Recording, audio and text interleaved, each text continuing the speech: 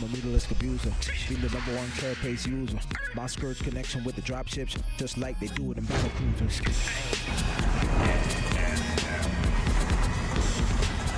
Welcome to NSL Season 7.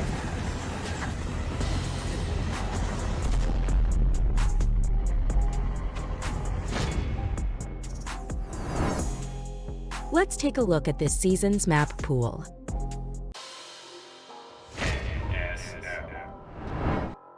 Diamondback, Week 1. Diamondback is a 4-player map made for NSL7 by Nam Surikata. Endurance, Week 2. Endurance is a 2-player map made by PD Man in the Space Tileset. Aquamarine, Week 3. Aquamarine is a 4-player map made by TNW Zombie. Terraform, Week 4. Terraform is a 4-player map made by SC Spider, Hyojin, Gnome Surikata, and JoJo. This is an NSL Classic Remake map. Odd Eye, Week 5. Odd Eye is a 2-player map made by Cygnus, Gnome Surikata. August Grab, Week 6. August Grab is a 4-player map made by Nom Cookie Master and is an NSL Classic Remake map. Neo Jungle Story, Week 7. Neo Jungle Story is a 4-player map made by JoJo, an NSL Classic map maker. High Noon, Week 8. High Noon is a 2-player map made by Nam Surikata on the Desert Teal set. Struggle, Week 9. Struggle is a 4-player map made by KM on the Jungle Teal set. Typology, Week 10. Typology is a 2-player map made by Freakling on the Desert Teal set.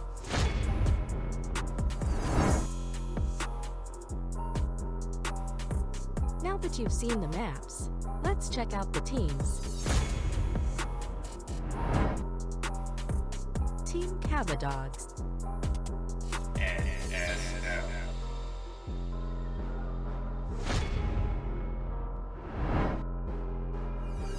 Team Chonky Cheesers.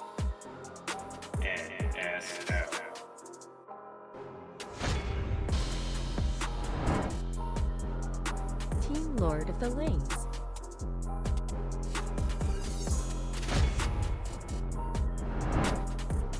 Team Air Force One.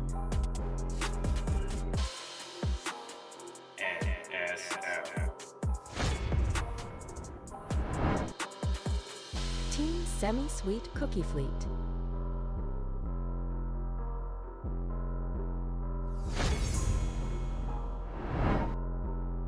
Team Baked Potatoes.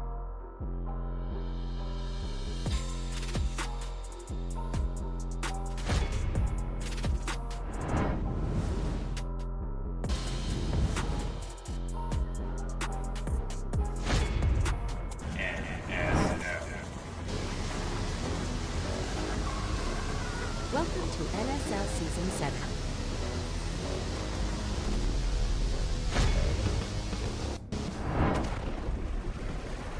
NSL.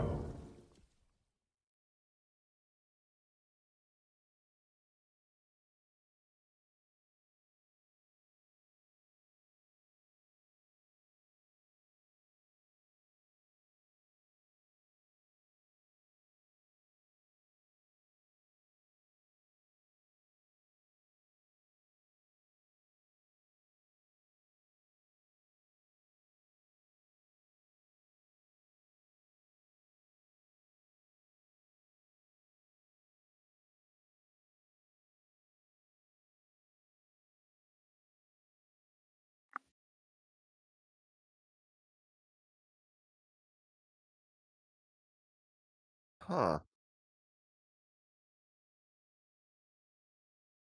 Um,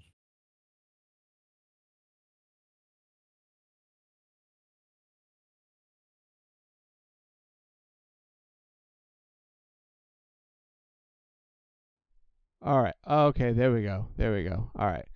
Hello, welcome. I am noticing that my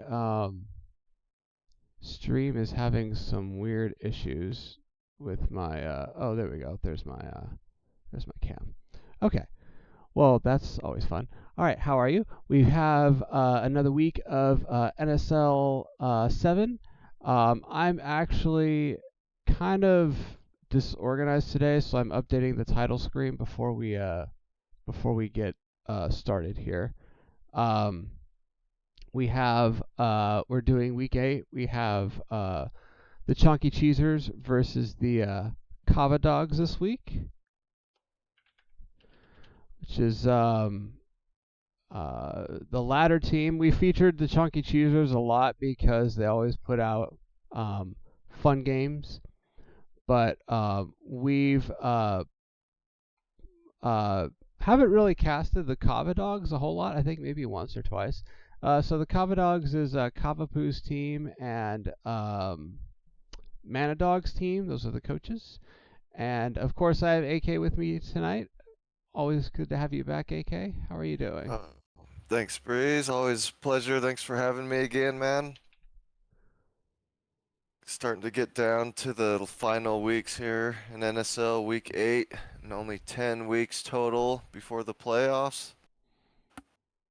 Yeah, it's winding down, and I feel like these last maps are all really interesting maps. So we'll see what happens. I believe we have High Noon as our match 1 today, as our map 1, I should say. Okay, yeah, that does seem correct. Which is a 2-player map. And just getting the scoreboard here up and ready to play with. Very cool, very cool. And then we'll go ahead and we'll look at the maps. Oh yeah, I should probably host the game too. I'll make the room in a second as well. Okay, no problem. There it is. Okay. Yeah, I don't know why everything was off when the stream started. I'm sorry about that, guys. I haven't touched my stuff, and it just had a weird moment, I guess. But we've Well, got the didn't they stop allowing one of the streaming platforms like OBS? They stopped doing OBS or something, or Streamlabs, or maybe they still have OBS, I forgot, but maybe that uh had to do with messing with something. I don't know. maybe, I don't know. I hope they didn't stop Streamlabs. That would be that would suck for me. Because Streamlabs is kind of like the more user-friendly version of OBS. Right, I think that's what I was using. Oh, I was using the Twitch Studio, so Yeah, that's also very user-friendly. I was using that for a while too. That's actually a really nice and no, what's the word? It's a nice and concise platform. The word I was looking for was yeah, it was concise. pretty nice and user-friendly for me when I first started doing a little bit of streams for fun, and that's the one I kind of figured out, and then I think they're not going to be supporting that one anymore, but at least they have the other one, so I might have to try Labs out or OBS at some point. Yeah. Um, Getting the sound good. It looks okay. Okay. All right. I'm just about to host the room so we can get into these games. Okay, sounds good. Um,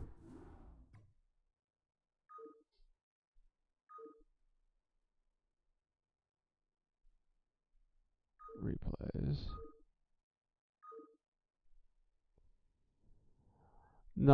Multitasking in the house. Thank you for stopping by. All right, man. Yeah. Much love to Nom No Multitasking, aka Boab. Gotta give much love to this guy, man. He's the guy that was responsible for me getting my new PC. Which is Nice. really amazing that he put together that GoFundMe for me. I can't stop talking about it, and stop telling him how much I was grateful for that. That was a really huge blessing, man, and really nice a surprise for him to do that. I'm extremely grateful to you, my friend. So we've got I got the room up Okay, let me hop and right in. looks like we're diving right into a TBT. Oh, lucky us.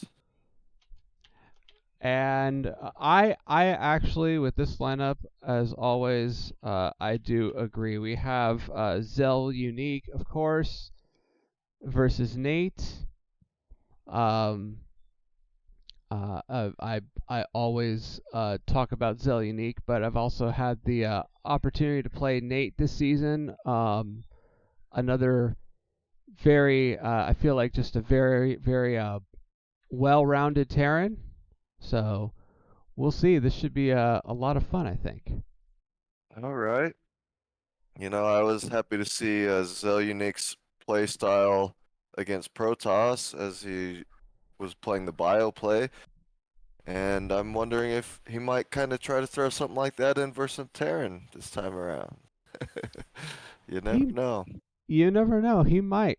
Um, so High Noon is the map one of this week, and just kind of I have it I have the mini map expanded on the screen so y'all can see it.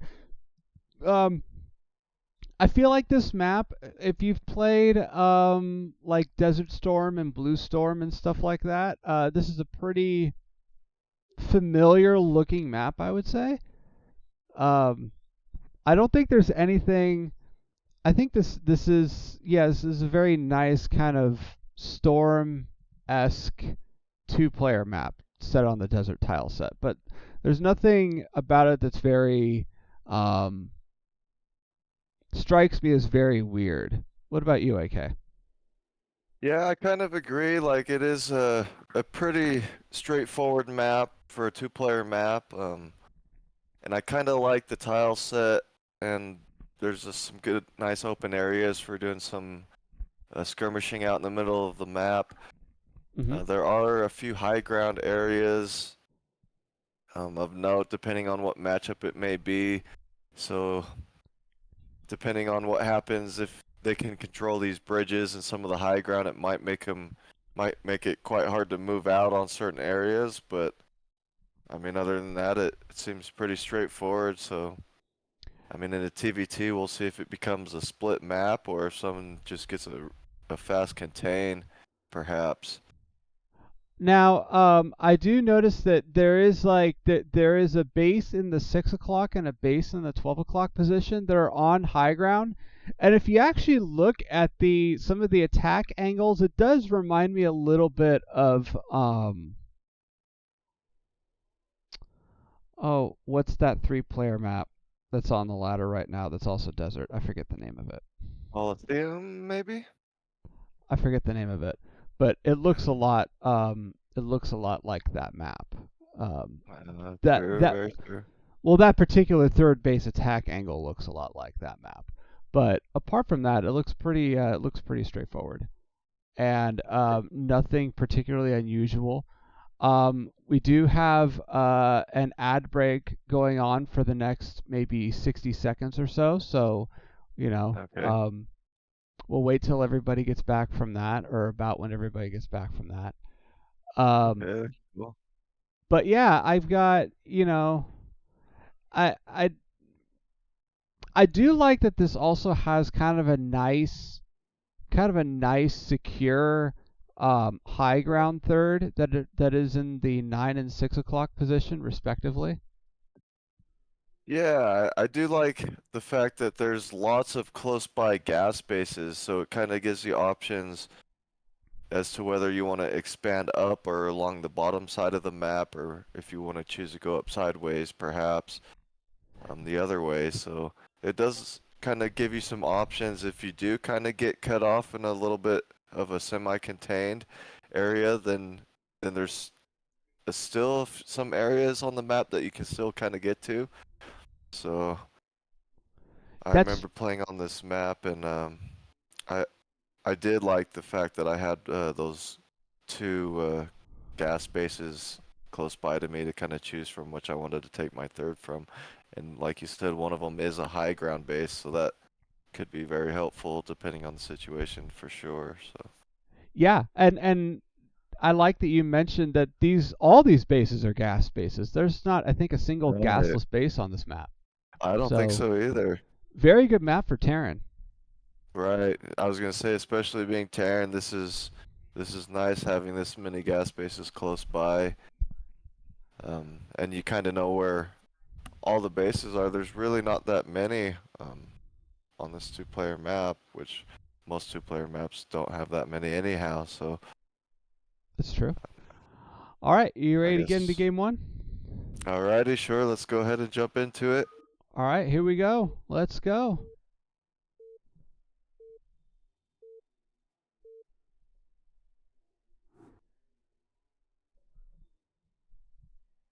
In the bottom left on high noon are Red Terran playing for the Chonky Cheesers. It is Zell Unique. And in the top right are Blue Terran playing for the Kava Dogs. It is Nate. And this is on high noon, which I think I've said that 3 times now. Okay. Yes, and this is week 8, as you also Oh, mentioned before. So these teams will be battling it out to try to get those extra there we go. points to get that first place match or to get that first place placement for the playoffs so that they will get a first round bye, seeing as the first place and second place team I believe get a first round bye in the playoffs right away. So those top teams will be battling it out to get that first 2 spots here. But we'll see what these players are going to be planning to do on this 2-player map, high noon. TVT, man. Now, as for me, I always like to see a little bit of Vulture Wars and then kind of seeing the reaction to how the players choose to transition out of it. There's kind of a lot of different ways nowadays that you can go about doing that. So we'll see if they actually are planning on playing that kind of style, or maybe they're going to be having something else planned. Right now, it looks like Zell Unique going for maybe a forward barracks. It looked like he was even maybe going to go for that CC first, but not quite going to see that this game.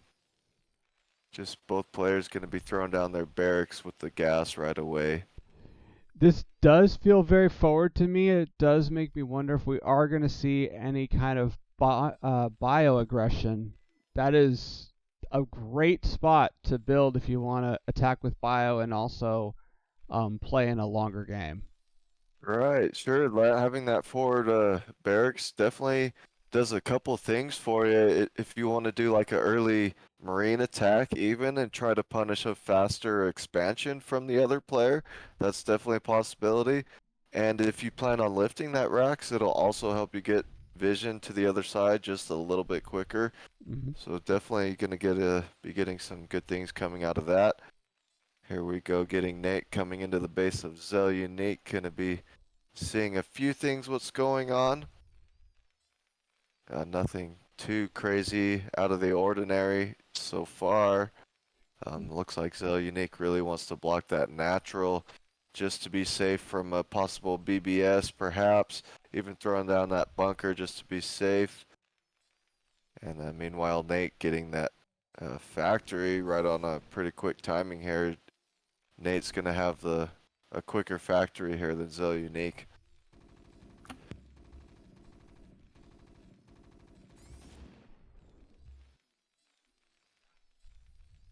And we'll see what Zell Unique's plan here. It looks like Zell Unique wanted to take that CC actually at the natural before even throwing down the factory expansion. So this is sort of a middle ground type of play where it wasn't a super fast expansion and it wasn't a super fast aggressive play either. So he's just going to be playing the middle ground between those two areas He will be getting a faster CC than Nate. However, he will be having later units as far as factory production, or maybe he's even planning on going into Starport eventually. But he definitely needs to get that factory started um, as soon as he can, so Nate doesn't have the opportunity to contain him anytime too soon. So far, it's going to just be the factory here from Nate, and we'll see what the follow-up is going to be. Nate also putting down the bunker at his natural, so both players playing on the safe side, which is I've definitely a nice way to play. I've watched a lot of like kind of this level of TVT, and it really feels like the person who gets their first siege tank on the map has a huge advantage in the overall game, and it looks like that Absolutely. advantage is going to go to Nate. It really could. I really am wondering if oh and yeah, Nate is getting siege mode, so like you said, he might be planning on pushing with that tank right away, and really in TVT, if you get contained, it really limits your options. Going into the mid game, it pretty much limits you to doing a mass air kind of style of play or a mass dropship, and if you can just block that as the opposing player, like those are the few things you have to worry about.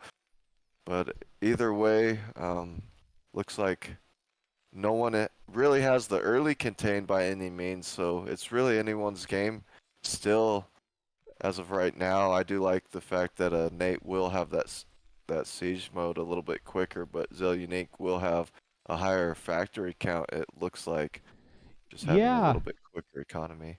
yeah, I'm reading what Zell's building here, and it almost looks like he's going to try and go for a vulture drop, maybe.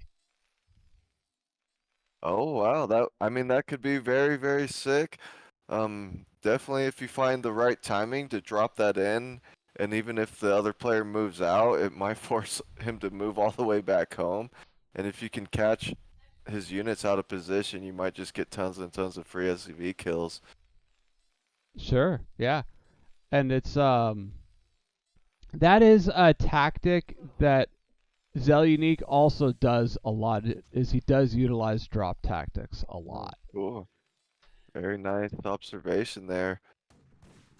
but Both players kind of setting up some turrets just to be safe as well, and there comes Nate working his way across the map.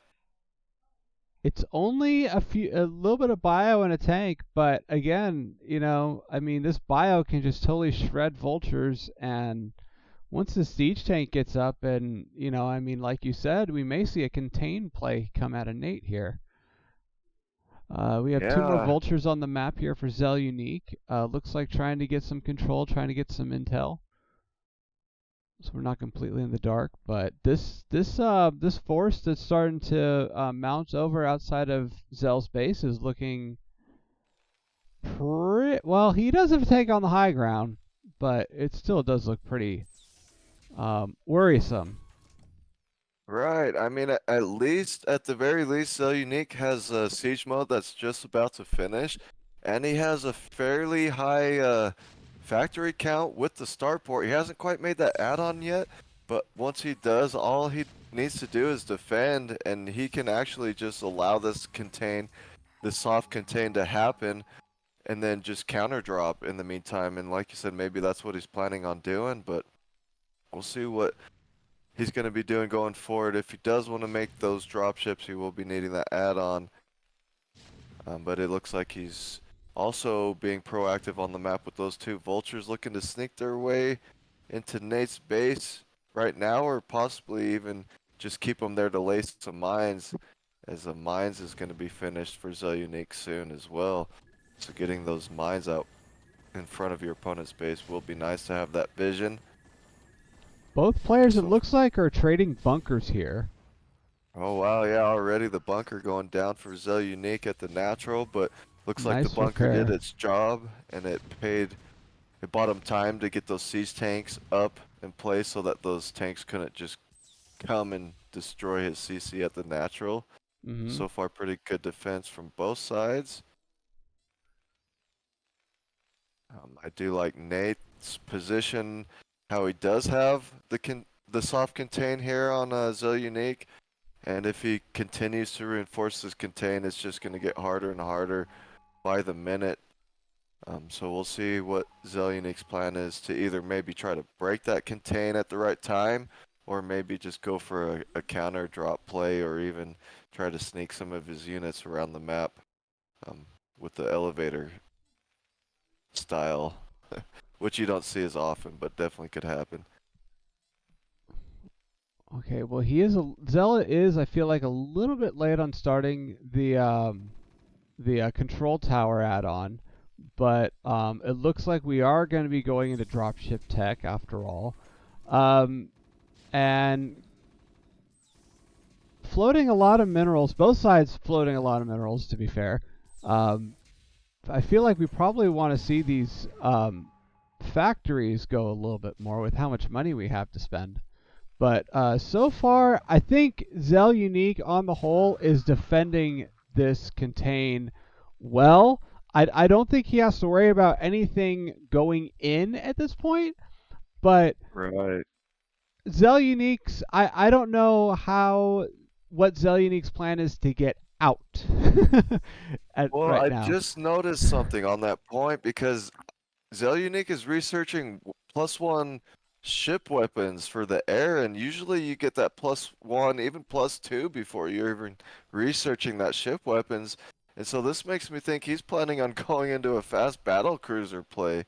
We even see the fast science facility, and he's getting the armor plating for the ground. That might be a mistake that he got the air upgrade already, but as I say that, there goes the 3 starports from Zell Unique, so he's definitely going to be planning on going into that fast battle cruiser with just turtling as defense and allowing his opponent to contain him while getting a really fast battle cruiser timing. So this could be a really sick play from Zell Unique. We'll see if he's able to execute that. Yeah, Meanwhile, Nate will be taking his third right now.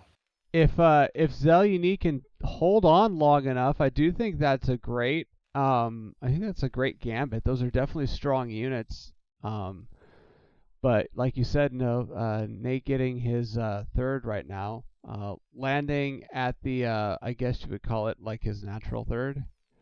Right, yeah, that's very nice to be able to. That's the nice thing about getting this contain is you can sort of just expand almost freely. Do need to be careful of the possibility of drop ships, but Nate has pretty good vision spread out on the map with the Marine, helping to identify a possible dropship pathing. So very, very nice vision here from Nate, I would say. And it looks like Zell Unique going to be making a dropship before he just jumps right into that battle cruiser tech. But we will be having 4 Stargates here, All 2 right, already making battle cruisers. Look at that, all right, man. let's go. Yeah, no kidding, right? And it's hard to tell just from, oh, okay. So he is getting the +1 attack weapons and the those ship weapons. So he's not getting any ground upgrades at all. He's going heavy on those battle cruiser upgrades right away, which will be very, very useful if he is planning on making it to the lake in with 3-3. He'll definitely be way ahead of his opponent's air upgrades and possibly even the ground upgrades from Nate, seeing as +1 is just now finishing for Nate. +2 is really the magic number where the tank shot changes from 3 shots to 2 shots to kill the tank. So that's really the kind of the goal for getting the ground army up to +2. But it looks like Zell Unique going to be using that dropship to try to find a ninja expansion. But Nate going to be denying that expansion. Nice job identifying where that was coming from. And he's going to be shutting down that dropship. Really nice play here from Nate so far. Now, I do think Nate should be adding in some air support here, either Goliaths or Wraiths. He has a lot of factories, so might as well just be getting some Goliath support there. But he will be needing some support eventually to stop these battle cruisers from just destroying all these tanks. There's only one turret to support it for now. I'm curious to see is when Zell Unique wants to move out. He's kind of got to find the right balancing between making his defense and making the battle cruisers. And when he wants to move out, he's already got the third CC though, ready to take that third base. We'll see if he plans on moving out soon, or if he just wants to get to that critical number of battle cruisers and just start to surprise his opponent with like 10 battle cruisers. Could be terrifying. Yeah. I think that this is the battle cruiser is a good play to surprise Nate, but I think even if he does break the contain, the moment he breaks the contain and shows his hand with battle cruisers, Nate does have 6 factories ready to just start producing Goliaths. So I feel like Yeah, that's a good point. Zell Unique's long-term goal is definitely going to need to find a spot to park this CC here. Right, he definitely needs to choose the right timing to show those BCs as you mentioned, and it could be the deciding factor in this game. Even like if Zell Unique finds the sweet spot on the timing to move out, it could just totally obliterate Nate's army. But if he shows them too early, like you said, on the other hand, Nate has a high factory count, and he can just retreat these tank counts and wait for reinforcements and have a high Goliath count in no time. And It, battle cruisers move really slow, so. it looks like Nate has gotten. I know he's been scanning. It looks like Nate has gotten a bead on the battlecruiser tech, and he is already starting to build Goliaths. Okay, very nice. I was gonna say, he doesn't. I hope Nate doesn't forget to use the scanners to check on his opponent's base, but also the vultures did just identify the third base of Zell Unique and also saw the battle cruisers as well. So now the jig is up. Let's see if Zell Unique can find that execution. Wow, Zell Unique's already almost at 2-2 upgrades for these battle cruisers, man. This is a crazy timing to have this many upgrades for air right now. This could be really cool to see. I think he's got to go though before those Goliaths can meet up with this contain. I He's mean, definitely on a bit of a timer for breaking that contain. he is, but he also has 6, and he's got like 8 about to finish. No, sorry, 7 about to finish. So he has a good number to do some damage. And like you said, they are at 2-2. There are only half a dozen Goliaths. No, I take that back. There's probably about a control group now, but All we'll right, here he see. comes. Unique pulling the trigger, already getting some nice free tank kills. Nate did a nice job though of unsieging here. Let's see where Nate's just gonna want to go and try to punish this third base. I don't know if he's gonna actually find a whole lot of damage. Oh He my runs into a gosh. mine even and starting to lose a massive amount of tanks here. By the time the Goliaths meet up here, Zell Unique just needs to be careful now with his battle cruisers, although he does have 2-2 to Nate's 1-1. Nice targeting on these Goliaths. They're going to be taking a big fight here, but does Zell Unique just have critical numbers to take down these Goliaths? It looks like he just might. Wow. Oh my That was a gosh. nice fight. Oh, Zell Unique even has another battle cruiser here that he's not seeing at the third base. Let's see if he can sync that up with these other ones moving out. Nice job clearing that contain. All of a sudden, Zell Unique has opened the contain, and he has pretty much free range of the map at the moment. Nice play here from Zell Unique. He's even going to be able to get that third base. I like that Nate has taken a fourth base as well. So Nate has a huge potential to just macro tons of gas units. Looks like Zell Unique wanting to get these battle cruisers into the natural of Nate to find some more damage here. This Nate is a going up to nice 5. defense though. This is. Yeah. And I mean, those Oh, turrets won't completely take down the battle cruisers, but they will allow the Goliaths to take some free hits on the battle cruisers while they're targeting down those turrets. So I think Zelyunik needs to be careful with these battle cruisers already. Two going down, maybe. Will another two? He might just find some more. These turrets definitely doing their job on Nate. I think these battle cruisers need to retreat, but they're gonna go down. Nice job here from Nate taking down those battle cruisers, and all of a sudden now he has a slight contain again, but Nate gonna be pushing towards the third and just forgetting this contain for now. This could actually be a really nice play as well. Just stopping this third base from up and running is gonna be a really nice play. The main is already mined out from Zelyunik. yeah, both players floating a similar mineral bank. It looks like these tanks are going to snipe Zell's third.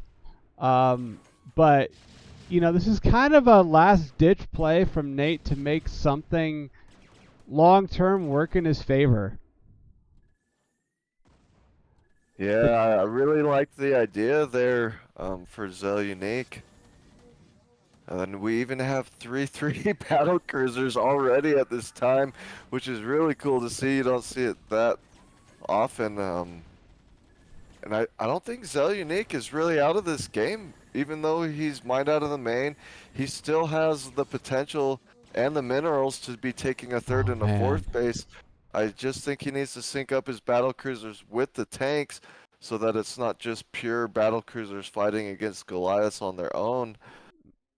But Yeah. Nate is doing also a good job on his end, taking more bases as well.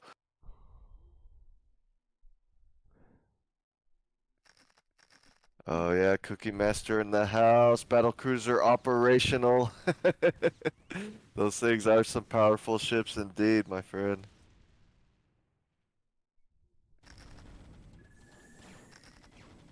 Here we go with another engagement coming down. Nice little Oh, mine, gonna man. be catching some of those Goliaths. These Goliaths doing their best to try to target down these battle cruisers. But those are 3-3 battle cruisers. Those are definitely some powerful ships coming into fight. Now Zelyunik, the problem is here we do need to get that third base up and running, and soon to be a fourth base, as that gas is really starting to take a beating here.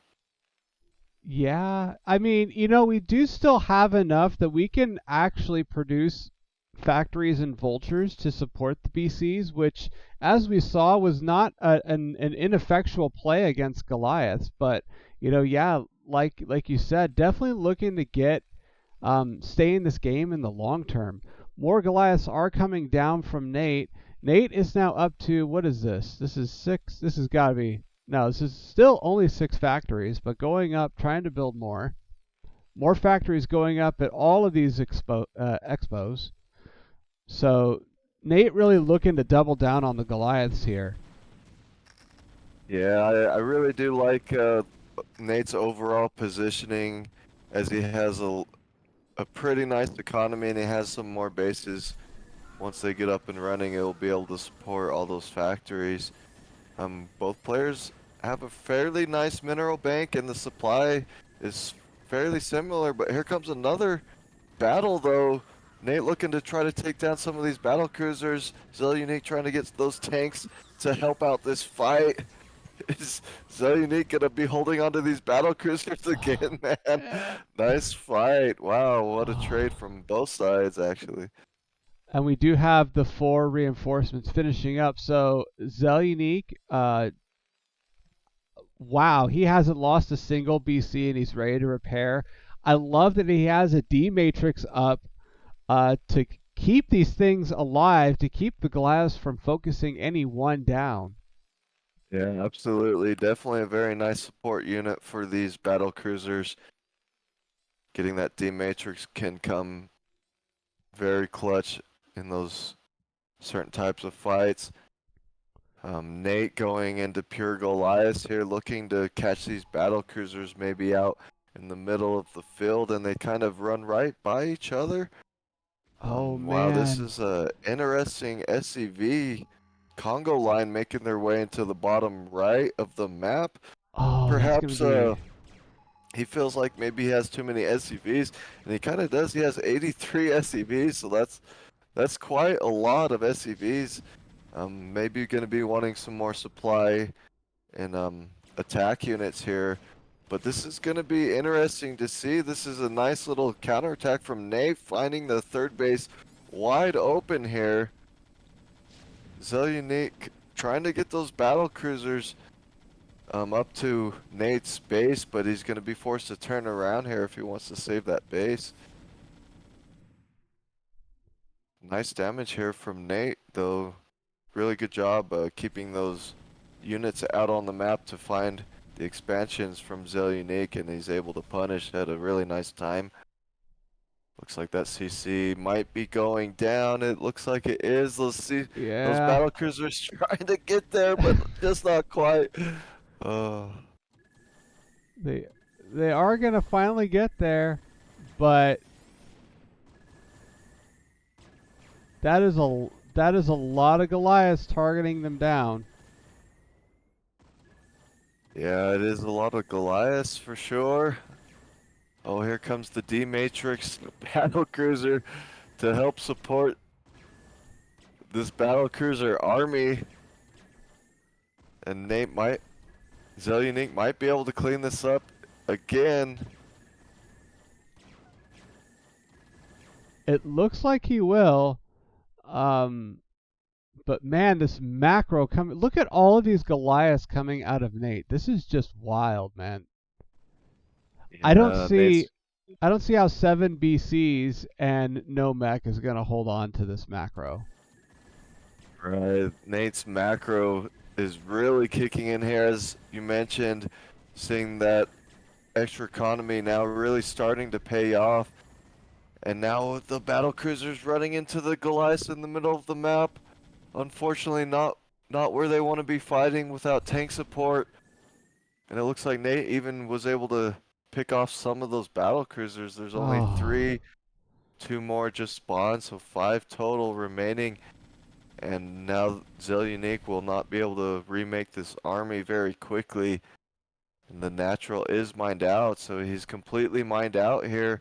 And Nate even punishing that 9 o'clock location. This is going to be really tough for Zelyunik to expand.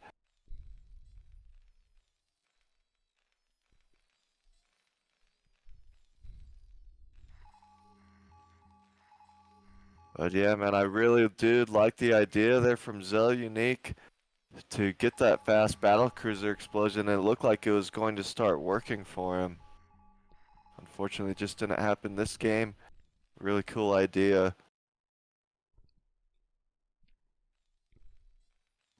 And now Nate is completely maxed out. He's going to be okay trading out some Goliaths here. And just want to be clearing up these battle cruiser numbers. Yeah, I mean, he has enough Goliaths on the field currently, I think, to just clean up this BC army. Yep, as we see, those battle cruisers are going down, and this is kind of the last remaining army for Zelyunik, unfortunately. GG is called. But you know what? What a fight. What a fight from Zelyunik. That was, I mean, just the fact that he went for that play and he held on for so long is commendable. So, well done. Yeah, absolutely. Very nice game 1 there. All right. So Nate putting 1 point on the board for the Kava Dogs. I haven't been keeping up with the scores, but I do believe that once again the Kava Dogs are kind of one of the teams to beat this season. Yeah, they're definitely a contender for getting that number 1 or number 2 spot, for sure. All right, so we're going to go ahead and hop into Game 2 here. Game 2 is going to be on Terraform, which is another desert tile set map. So, here we go. And I was watching Rice Hat Cast on Wednesday, and I actually got this map mixed up with typology. Oh yeah, no kidding. But That's a good call because they do look very, very similar on the tile set. but yeah, this map, I start to know it's terraform once I see this low ground diamond shaped area in the center. It's like, oh, okay, I know what that is now. Nice. Or I guess the rhombus shaped area for the math geeks in the house. I Very nice. don't All right, but I think we've talked about this map quite a bit. I don't think there's anything more to add about this, right? No, I'm happy to go and jump into the game two. Interested to see what these two players have planned out this time around on a four-player map rather than a two-person map. Sure. All right. Well, let's do it. I am looking forward to game 2 as well. All right.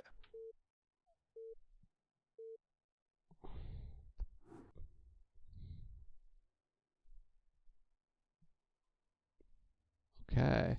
So in the and exact same spawn positions as well. In the bottom left on Terraform, it is our red Terran, Zell Unique, playing for the Chunky Cheesers. Are you getting lag on your end? Yeah, I am. Okay, And that's all right. battle. So I might have to rejoin. I just got kicked off of BattleNet right before this too, but Oh, really? Oh, that's unfortunate. Let me go ahead and share my screen in here for this game. okay, I closed down at least Twitch for now, so maybe hopefully that helps a little bit. Okay. But All right. In the top yeah, right, we sorry have about that. our blue. Oh, you're good. We have our blue Terran Nate playing for the Kava Dogs, and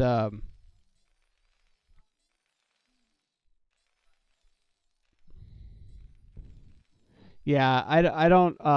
I've been having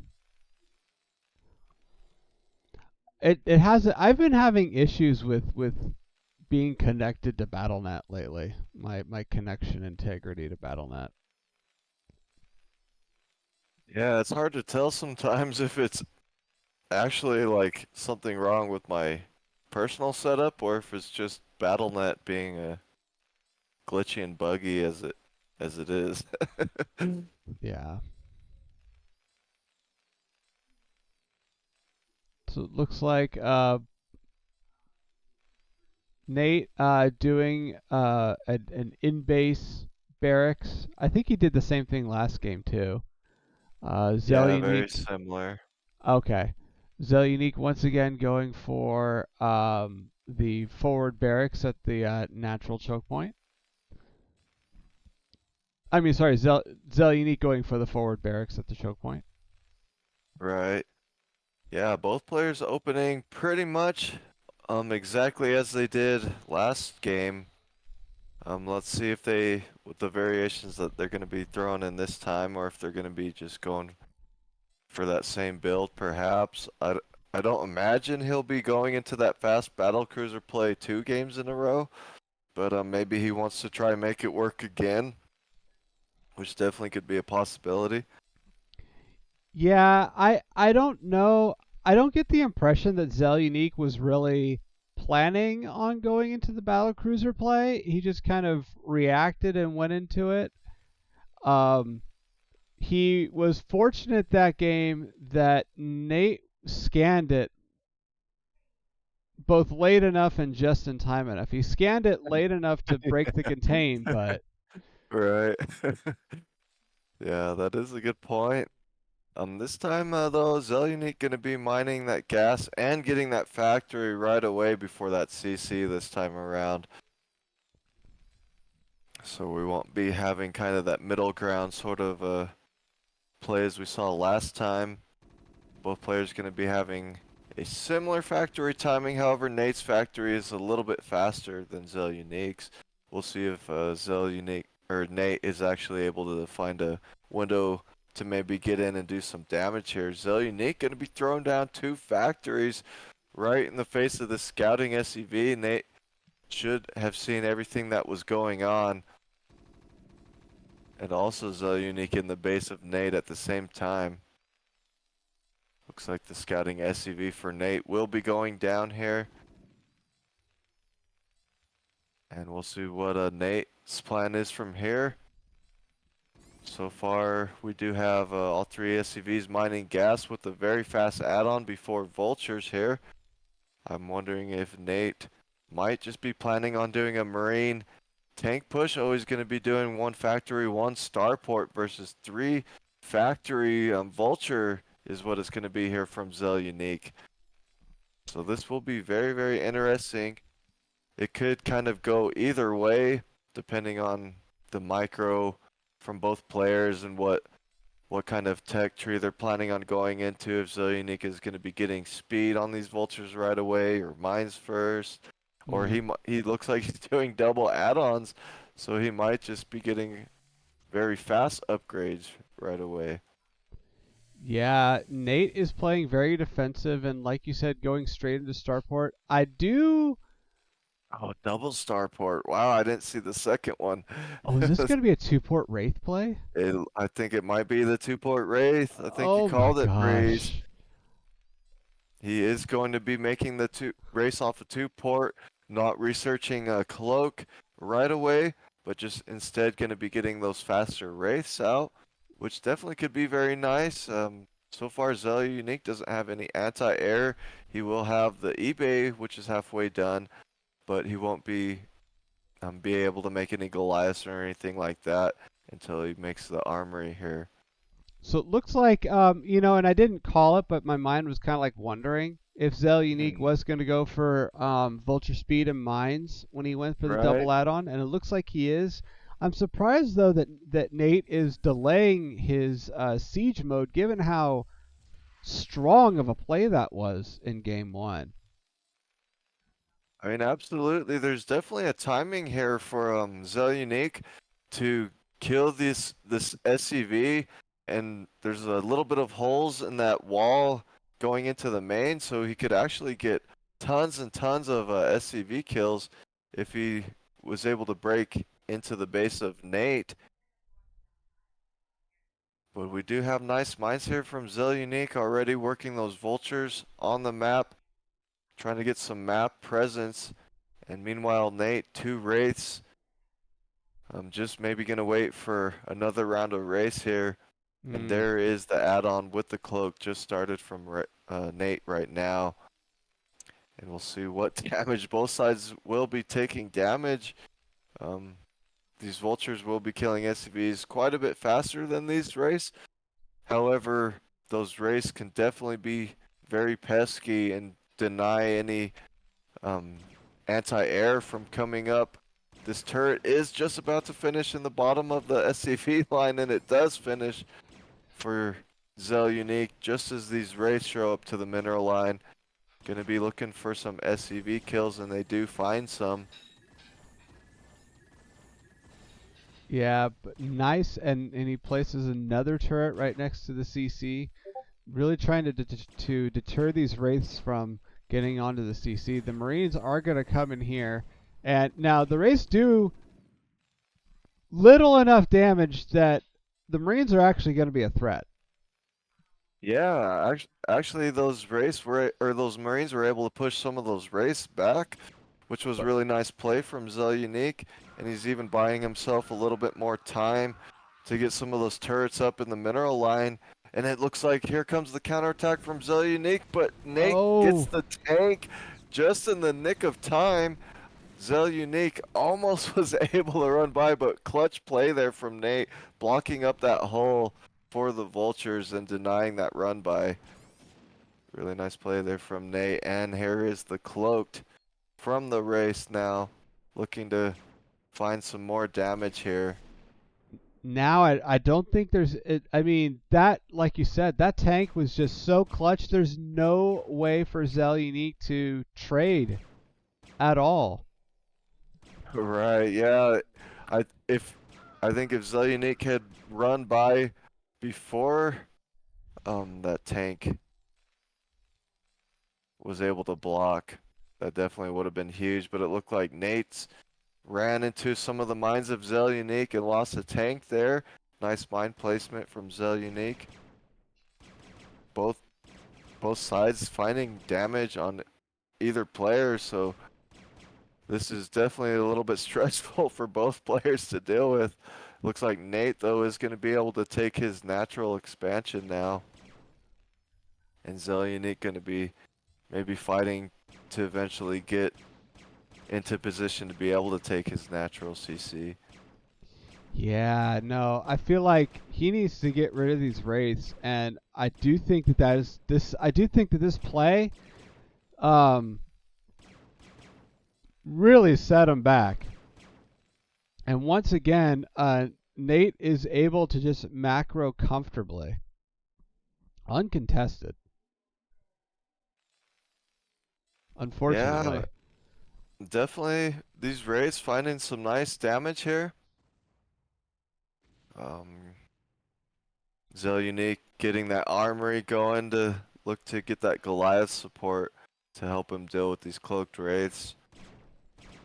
But the thing I do notice also, Zelyunik blocked where his comsat would be going down, but he doesn't have an academy either, so these cloaked wraiths could potentially find some more damage once those Goliaths try to make their way out on the map, which definitely could be a little bit annoying. But I like that Zelyunik is staying active on the map with these vultures. They're looking for another run by, but they're they not going to find it. Nice little block here from Nate. Going to be blocking up those holes and denying another run by. Really, really nice play there again from Nate. this wraith count is just stacking up. Yeah, man, this can definitely be very annoying to deal with. Look at the how many do we have? We have like 8 wraiths right now. Soon to be, yeah, soon to be 8 race.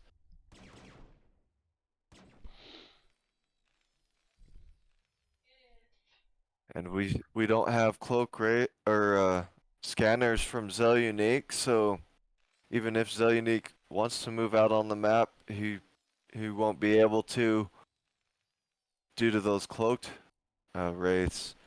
But now Nate, even taking that natural, is starting to get ahead little bit by little bit. And as we saw in game 1, if he gets too far ahead in economy, he's going to be able to out-macro his opponents with those gas units fairly well. Oh, and there's those cloaked wraiths going to be denying those Goliaths from getting the position at the natural to take that base. Nice map control here Wow. from Nate with those wraiths. Look at Even this. finding that barracks before an academy is made, that is so annoying. And now GG. Zelyunik is going to be tapping out. GG. What a just a strong play from Nate. Both games. Just you know, and he kind of used a similar he used different units and different tactics, but he used a similar overall concept of just keeping Zell unique from moving anywhere and just macroing freely. Right, yeah, very decisive play from Nate, and nice decision making there on choosing what play he wanted to do in game 2, mixing it up with the 2-port Wraith. Always cool to see, and he was able to make it work for him that time. Really nice series here from Nate, and I really love the decision to try to go into fast battle cruisers from Zelyunik in game 1, which looked like it was going to be a really, really cool timing, and it looks like he almost hit it. So maybe keep practicing that style, and I think you can get it to work for you eventually. But Well, very cool games. I don't disagree, and I think you called it that. He really needed to mix in his mech with his BCs. Yeah, it really helps to have those support units. Even with stronger upgrades, it definitely can make a huge difference. All right, so we're going into. I'm trying to Oh, see. Well, I don't remember. Well, actually, we'll just play the games. I normally don't record the slot numbers anyway, so we'll just play the games. So we've got. alright, well, my alarm's going off. It looks like I need to get headed out of here. Sorry to have to leave early this time. Oh, you're Breeze good. on ya. But Thank you so thanks again much. for having me, brother man. I appreciate you. Always a pleasure.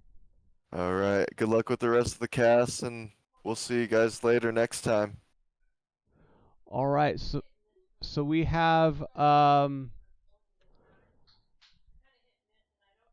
I guess Meek Terran is for the Chunky Cheesers, and we have Zealots or Zealots for the Chunky Cheesers. I think Zealots is for the Kava Dogs. Let's see.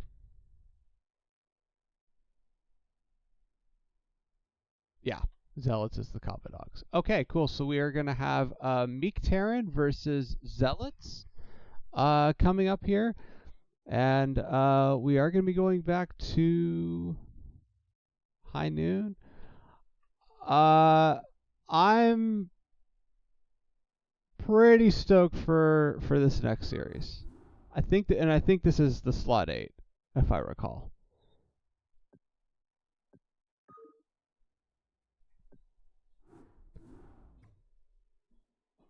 All right. So once again, we're going back to High Noon. Here's the mini map.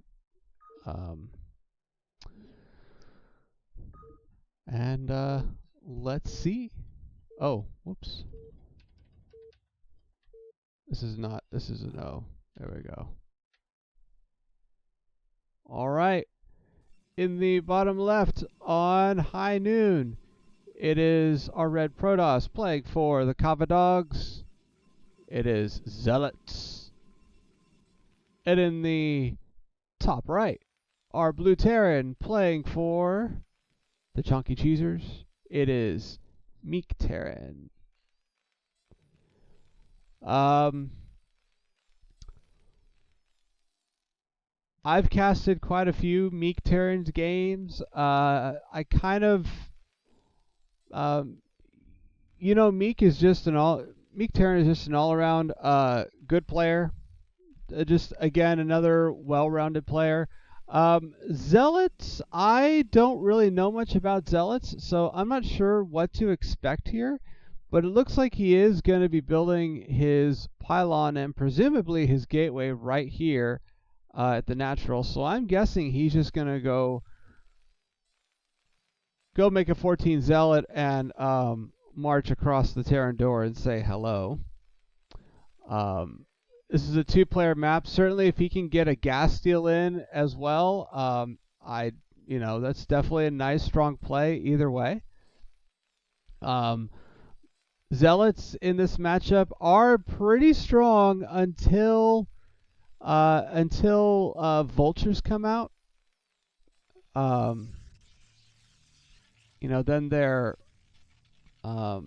Then vultures kind of hard counter them, hard check them.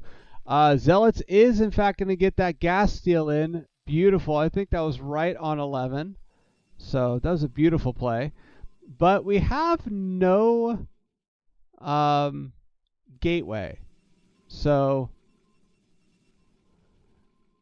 he is going to be slowing down the gas of the Terran, but we don't have any pressure to put on this right away. So instead, we're going to go right into a Nexus. So we're just going to try and stall the Terran economy here while we take a Nexus first. So very different play. I would not expect gas steal into Nexus first. But I am curious to see how it pans out all the same.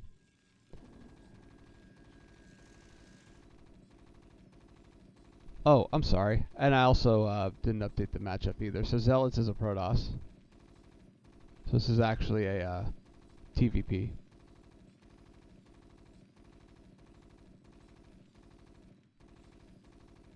And it looks like Mictarian is going to clear this assimilator. But he is going to be putting it down at what? 17, 18 supplies, so definitely a little bit late. Zealot's going right into getting a forge, I guess, for some static D, for some cannons here. Presumably it'd be like here or here, just in case any units decide to march across the map. He is very late in getting this gateway out, so it's also kind of a smart idea just to get some cannons up at this point in the game. So I do like this call of going into Nexus first, into Forge, off of the gas steel and no gateway. Gonna be throwing down some Zealots while we get the gas and Dragoon tech up. Nate, meanwhile, just now at 4 minutes going into factory. So this is going to be kind of a different opener from Zealots, but it looks like the game is going to even out a little bit. You know, Zealots is still a couple workers ahead, but he's not like decisively ahead by any means. And Mictarian is going to be going into 2 factories. Not building any more bios, so probably not going for any kind of a push play. I would say definitely probably maybe going more into like some sort of a mid-game push, like a 5 or a 6 fact. We have some Zealots here. Zealots making Zealots. And Goon range is starting, and it looks like we should be starting our first Goon any moment here. Zealot's now going to take a third. If he can actually get this third up, this would be at 5.5 minutes. This would be huge. And he is going to get his third base. So this is... He slowed down the Terran enough to delay the Vultures. Terran doesn't have a single Vulture on the map right now. And he is going to secure a third right at like 5:30. So this is quite... I like this play off of how the opening and early game turned out. This is very great way to do something a little bit different while also doing something kind of... Well, actually everything about this has been different. So goons are going to start to come out. So once these goons get out in numbers of like 3 or 4, once they're together in numbers of 3 or 4, you know, vultures aren't really, the first few vultures Terran gets out on the map aren't really going to be able to do anything to them. So shortly we should have enough goons out that we can now start to transition into a longer game as Protoss.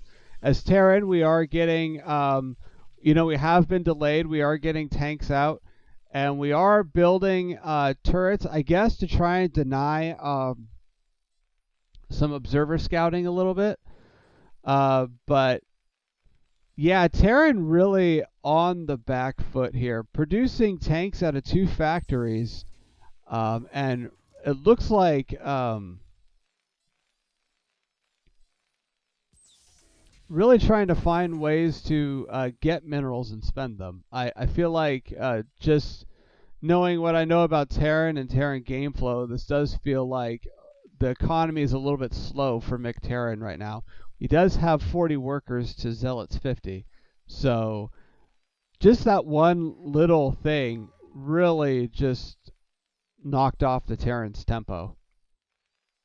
But Mictarian is moving forward, pressing on, going into 4 factories now. Probably a 5th factory going down here, yes, and maybe even a 6th. So it looks like we are going into a 6 factory play. Just because he was slow on getting his gas up because of the gas deal doesn't mean that Mictarian is out of this by any means. Terran can still in this matchup power up on 2 base, and as we're seeing, go into a 5 or 6 pack play and really hit the Protoss with the timing. Protoss, Protoss's macro at 8 minutes is where it needs to be. We're at about 60 workers, but Protoss has next to no army. All of this 85 supply right now is pretty much workers. So I do like this play here, really trying to double down on the factories and just get the production up and outproduce the Protoss. Zealots, meanwhile, is going into 3 Stargate Carrier.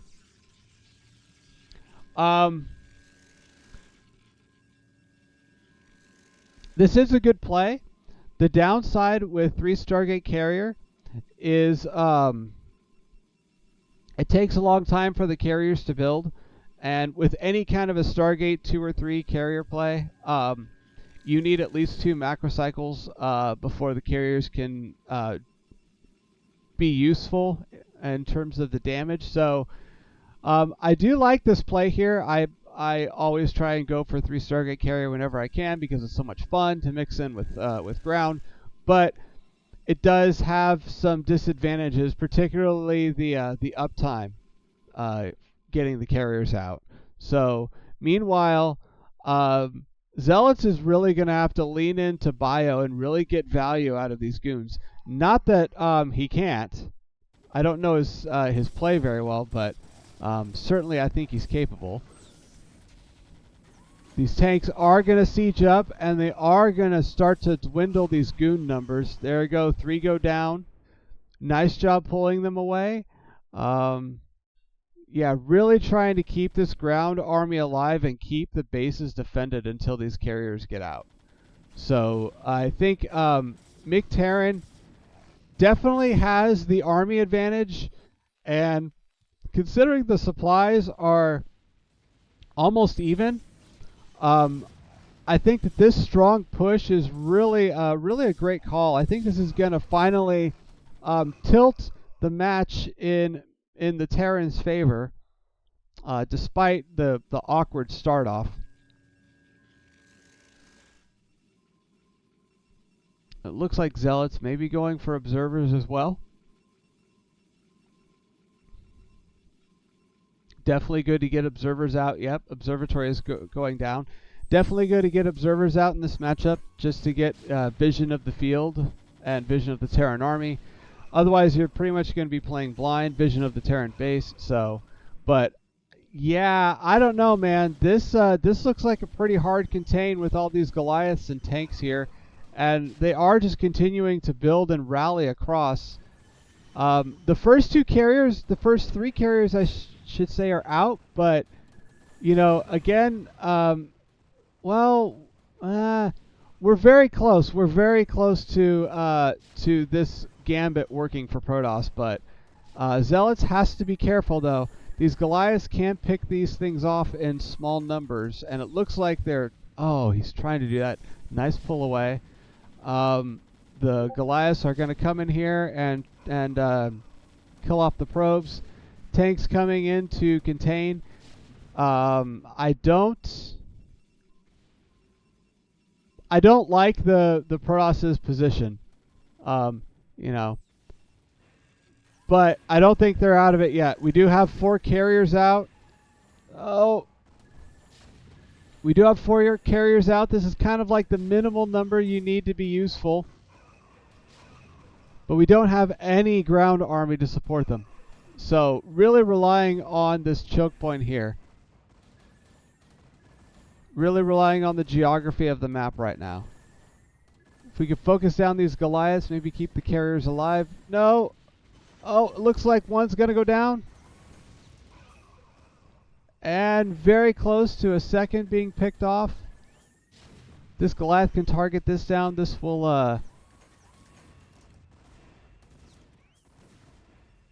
what we have here going on at this base? It's just mining. Nice job picking off the Goliaths. And if there are no Goliaths here, these carriers will shut down these tanks in this contain, and Protoss will be able to rebuild.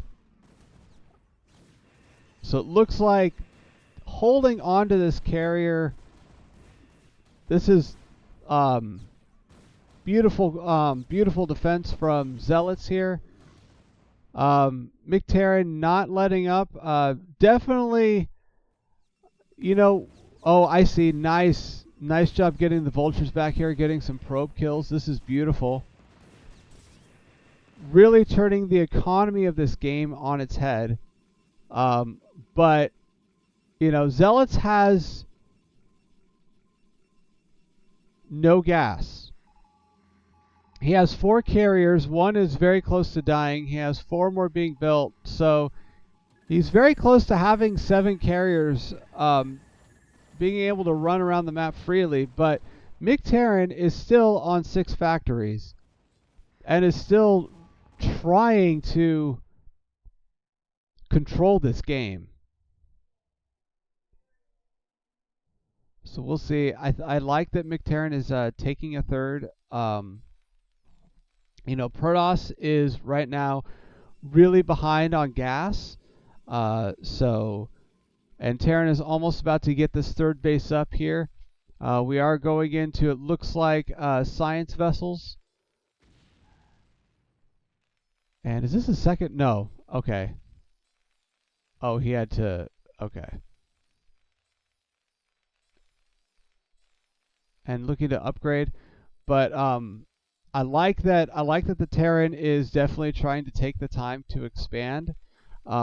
This is a point where the money that Protoss wants to spend their minerals on, they don't have the gas to spend it, and they don't have Citadel, they don't have Zealot legs, so they're just kind of spending money on Zealots just to have something. Big force coming in here from the blue Terran, and the carriers are going to go across the map and try and take out this natural, but look at this. If this can all get up in here and target these Stargates, this is just going to be crippled, this play from Zealots. So Zealots really trying to get something done here, because this is quite a lot of pressure coming on from McTerran. Definitely targeting down those Stargates. 2 carriers are going to finish, but there are a bunch of Goliaths in the main. Can totally snipe them before they get their interceptors. And looks like Protoss is definitely trying to go for the production as well. Wow. It looks like McTerran has just done it. But, you know, carriers are one of those units, man. They're like BCs. Don't count them out until they're out. So, yeah, McTerran is totally gonna...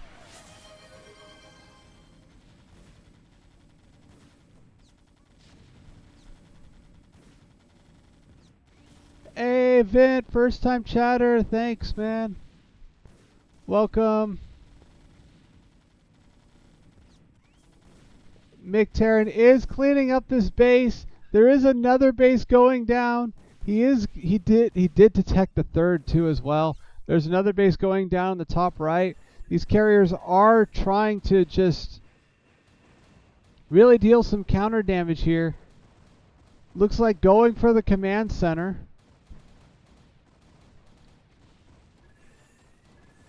Wow. Targeting down these Goliaths, going for the production. What? This is wild.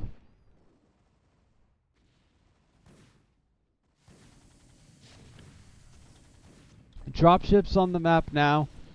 So the Terran does have the mobility to find all of the Protoss bases. Protoss just littering this with cannons. Littering this with cannons.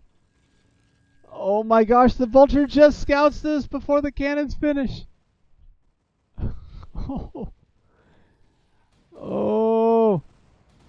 Going for the CCs. It's going to take Terran forever to rebuild those CCs.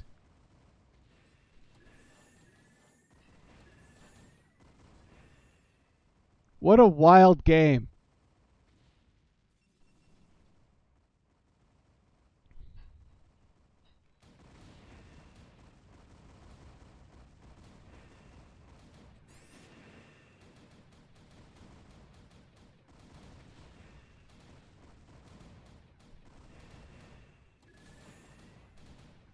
Man, and the production does go down for Terran. The economy does go down for Terran. Terran has the bank, but they don't have the time to rebuild these CCs. Wow. And it looks like the third CC is going down. Goliaths are going to drop here and try and snipe this base. There's enough Goliaths here they could just totally kind of pick off these cannons, but I don't know if there's enough forces on the field for Mictarian to take care of these cannons in this base right now. There might be just enough. But Zealots just coming in here and totally wrecking Terran. Went in here with the carriers. The carriers were totally uncontested in the natural, and then just totally hit all of the critical points of the Terran base. I mean, went right for the command centers, went right for the production, halted their economy. Beautiful play here from Zealots. I actually really thought that push was going to end the game, but it looks like Zealots, like I said, don't count these things out when they're on the field, and he does have the minimum number he needs to do something. There is 6 right now, so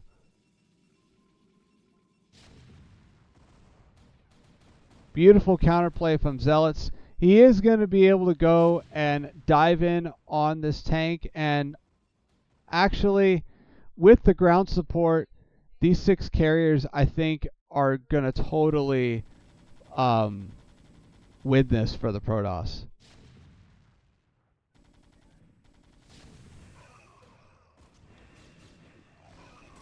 Carriers by themselves with Goliaths, it's tough, but mixed with ground, it's an insane amount of power this force has. So nice job stopping the mech from sieging this base. It looks like the Terran is still going to try and take out this base, but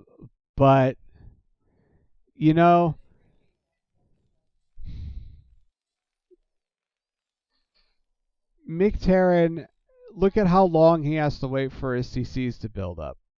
Again, he has the money, he doesn't have the time, unfortunately.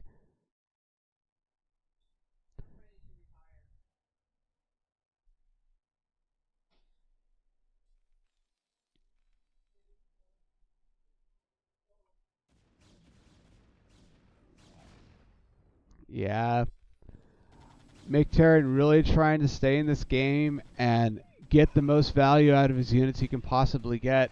I do think, though, that this is unfortunately going to be up for him. Despite Zealot's production kicking in really late, it looks like that gas steal overall did pay off. Mictarian just wasn't able to recover from being thrown off tempo. So we do have a CC finishing here in the natural. There is 1 SCV out right now, but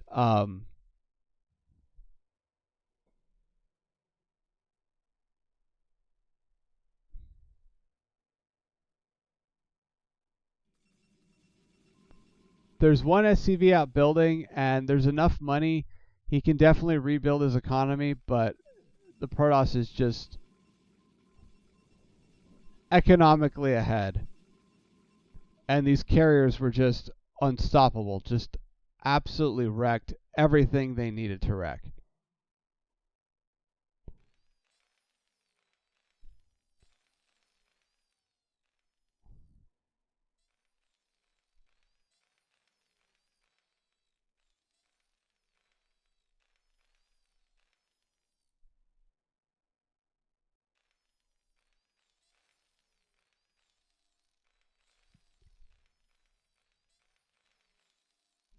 And we have a second base coming up. Again, more cannons. At this point, just trying to keep the bases alive. And it looks like this army is going to seek and destroy the Terran's attempted nexus being built here. And they are going to come back in to once again take down the natural nexus. GG is called. What a game. What a game. Zealots putting one on the board for Kava Dogs. That was just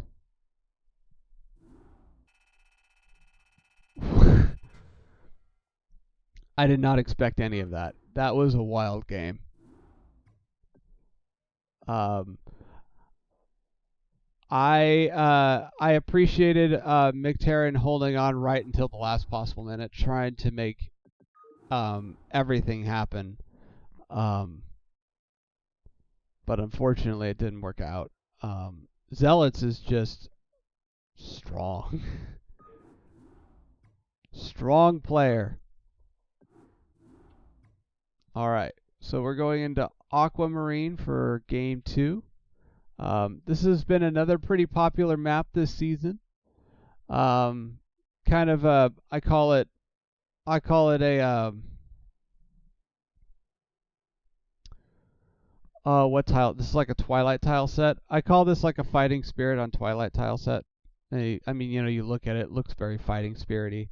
So, pretty straightforward map. We've gone over it a lot, and it's been a very popular choice. Let's go into game 2.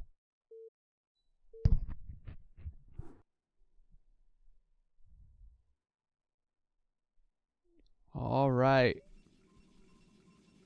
In the top right are Red Protoss playing for the Kava Dogs. It is Zealots. And in the bottom left are Blue Terran playing for the Chunky Cheesers. It is McTarran.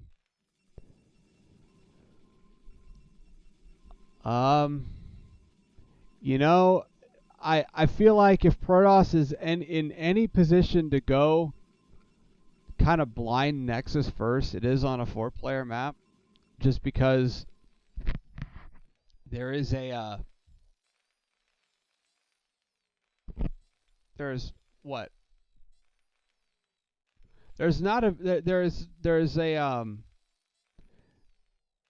there's an agreeable chance that Terran will not scout it in a timely manner. Right? In a position like cross-spawn, which is the position that greatly favors Nexus first, this is like when you blindly go Nexus first, you almost hope it's a cross-spawn. And that's kind of a good gamble to play on a 4-player map if you're gonna gamble at all. Just because if it actually is a cross-spawn, the chances of Terran scouting it first are not high. Unless they just do a cross-spawn scout right away, then they will. But both players just kind of playing normal. I love the anti-zealot SimCity here.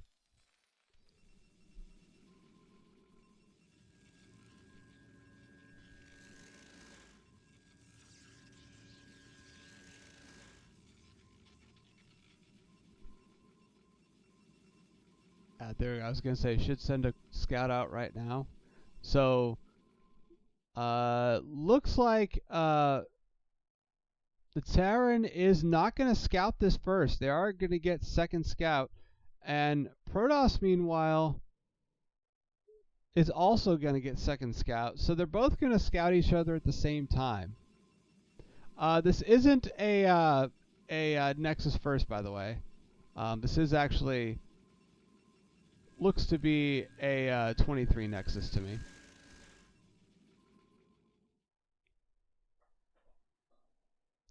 A nice. This is just a nice safe. Opening from Protoss that kind of plays a good balance between getting some goons out, not cutting too many probes, and stepping into the mid game.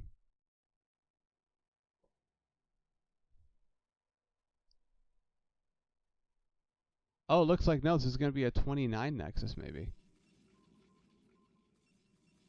Beautiful. So we're going to go 3 goon expand instead of 2.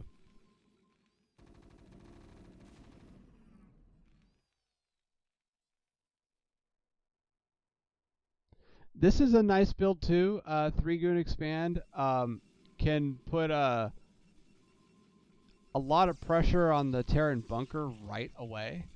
So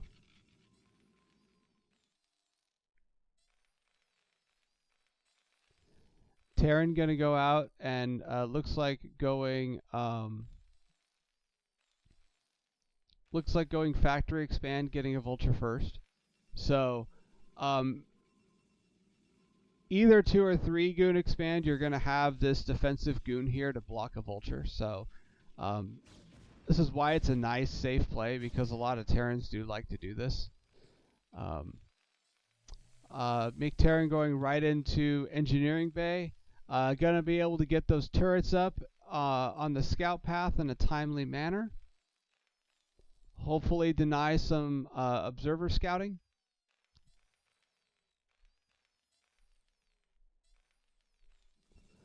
Not that he needs to worry about it, because it looks like Zealots is going to be going Reaver off of this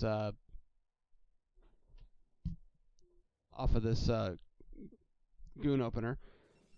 So I take this back. This isn't going to be a 3 goon expand. This is going to be a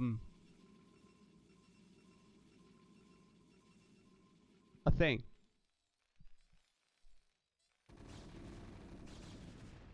Coming in here to pressure this bunker. Nice. There aren't enough ranges done, and they're nice job pulling the SCVs to repair. This is going to be slowed down a bit, but this bunker is going to stay alive. Reaver being built, I would assume shuttle speed is going to come down with the next maybe 200, but maybe not. Observatory coming down. So Zealots looks like trying to do just a 1 base play. Oh, trying to dive on the goon, but not quite. Nice, nice job saving these. This one's almost dead, but these 2, nice save. Another goon coming down. Finally, at 47, Protoss is going to start expanding. So it looks like this is more of a Reaver opener into expansion. Kind of a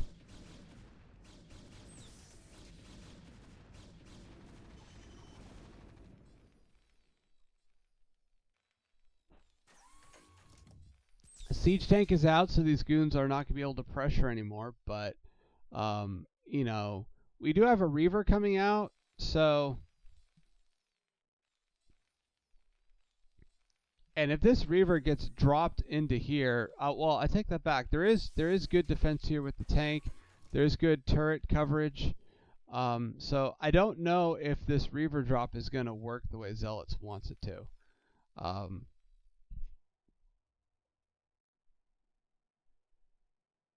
We'll see. So the shuttle is going to come in.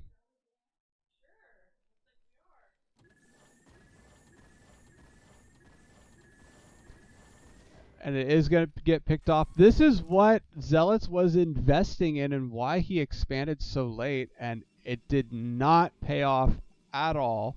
Nice nice defense there from the Terran, holding this off with turrets, and even really good defensive tank placement, going into 3 factory. And Protoss now kind of on in a very awkward spot. You know, Zealots does have a lot of probes. He does have 5 more workers, and his base is just getting up. But I feel like, and is this going to be a 5 factory? Or is this going to be 4? This would be great if it's 4. But even if it's 5, that'd be great too. Yeah. Just more factories, really. Always nice to see.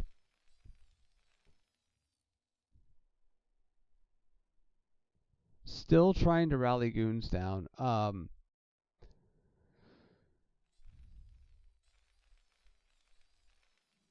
Third base is going up. So Zealots is going to get the economy that he wants. He still doesn't have a high unit count, though. Not that the Terran has a high unit count either.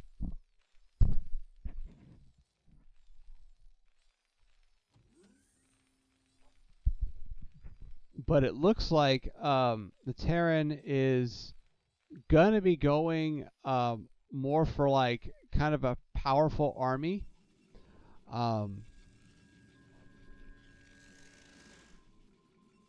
Which is that's a pretty typical thing to do because the Terran units are just so strong in this matchup.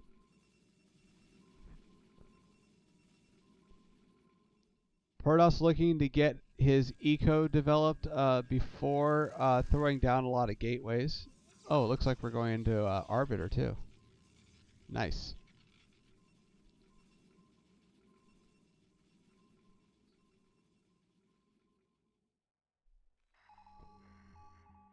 I wouldn't really call this a soft contain though, just because there's not enough goons here to stop, you know, a bunch of vultures from running out. So I understand the Protoss's positioning, but I don't in the at this phase of the game, I don't entirely know if I agree with it, but I understand it. You know, if Terran gets one control group of vultures, they're just going to be able to run by this and go anywhere on the map they're going to want to go. So I feel like because the unit count is so low and the gateway count is so low for Protoss, I feel like it'd be better to, have some goons here to defend, have some goons here to defend since there's no cannons right now. But we'll see, you know. We'll see what happens. Going up to 4 gate, getting that gas up right away. Going to be able to mine from it right away without delay. Going up to 6 gates at home and getting that Arbiter out. I'm not sure if he's going to get stasis or recall. Oh, looks like he's getting energy first. That or maybe he upgraded something and I just missed it.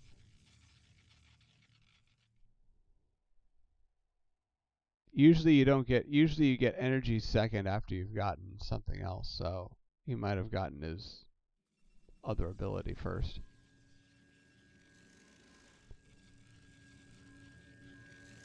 Finally, Protoss gateway count is getting to where it needs to be. 6 gateways is kind of a nice minimum, although I think 7 or 8 at this point would be not bad. The Terran is going to push out. These aren't upgraded by any means, but this is a sizable tank count, and again, you know, not a lot of goons to stop this. Oh no, keep the observer with the army? Yeah, very strong push here from McTerran. Zealots being a little bit greedy with the bases, but you know what? If he can get them mining, and he can keep these gateways building, you know, a little greed pays off, unfortunately. Oh, but this tank count. This is enough to clean up these goons. Pretty strong push here from McTerran. And we do have more vultures and more mech being built at home as well. Arbiter is on the field.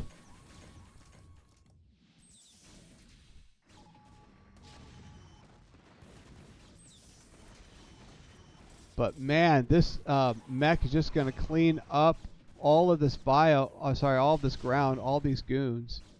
A stasis does go down, but there are vultures, and you know what? Terran can totally build Goliaths. Yep, and that's exactly what's happening. Yeah, I think this game, Zealots may be being a little bit too greedy, and this is looking like a pretty strong punishing push here from the Terran. Now knocking on the Protoss' natural. There's only one goon and no Arbiter energy to defend this. Looks like he is going to take down the pylon and going to get the probe kills as well. All of a sudden, the Protoss is confined to quarters.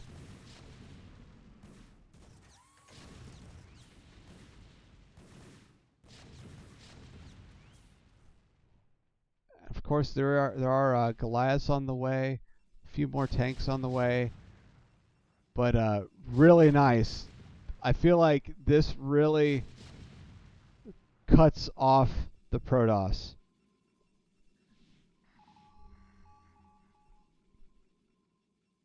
You know, Protoss does have some gateways out here.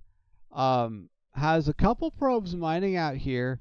They do have some mining in the main, but you know, this is a worker count now where Terran is slightly ahead. So this is actually a really strong position for Terran in this matchup. And these vultures are going to come out here, sniff out these bases, and now the Terran's going to be able to just totally siege down these cannons and pretty much siege down these bases uncontested. Gonna try and clean out this, but man, he is going to be able to finally clear this up, but GG is called. Just way too much pressure from the Terran on the Protoss economy. Beautiful play there. McTerran now back in the game. And we have Kava Dogs and Chunky Cheesers at 1-1. All right.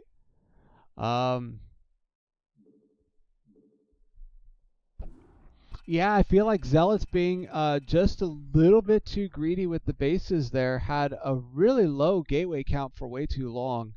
But you know what? He didn't really have observers either, so he was kind of playing it blind, and that's what happens sometimes when you just don't quite know what the Terran is doing. So nice comeback there from McTerran. Totally still in the series.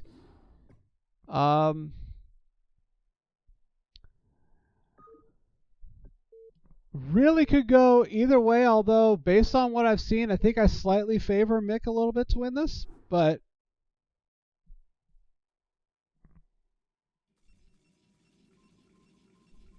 we'll see. This is going to be, looks like Diamondback. In the top left are Red Protoss playing for the Kava Dogs. It is Zealots. And in the bottom left are Blue Terran playing for the Chunky Cheesers. It is Mick Terran. And it looks like Zealots may be going for some proxy 2-gates, for some center 2-gate play here. Already building, is any of this buildable? Oh my gosh. If none of this is buildable, this is just, okay, it's buildable. I was going to say, if none of this is buildable, that is going to be bad. Okay.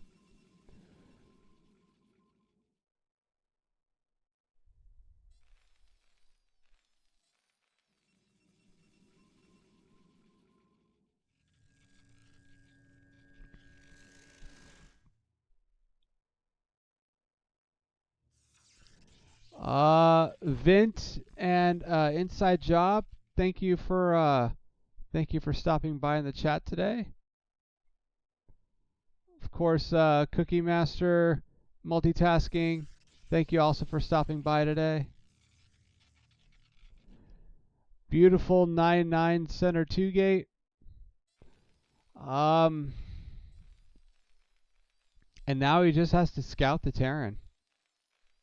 Just has to go in the center, build up some zealots, and scout the Terran. Although the Terran scout should be coming out any minute now. Yeah, here's the SCV now trying to get out to scout.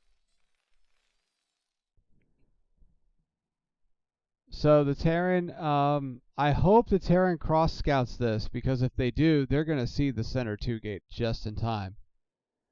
But it looks like that's not going to happen, unfortunately.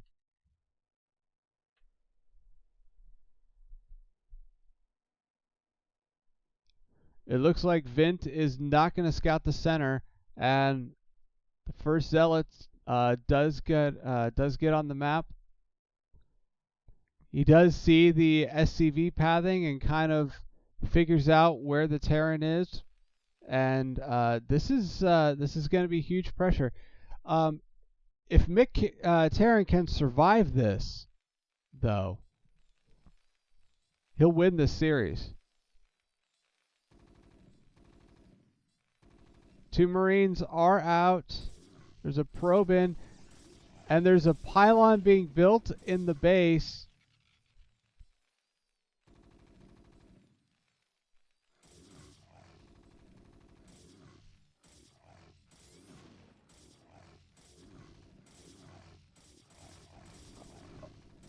Oh, he's going to deny the factory. Yeah, he just denied the factory.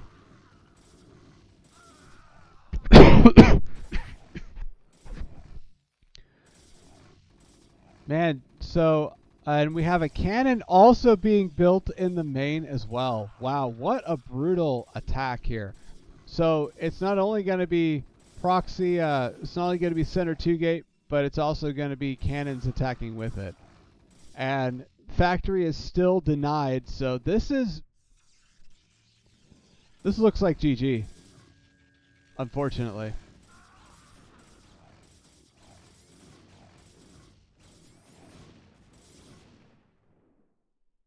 Yeah, that is GG. That is a rough way to go. But Zealot's gonna put 2 points on the board for the Chunky Cheesers. I mean, sorry, for the Kava Dogs.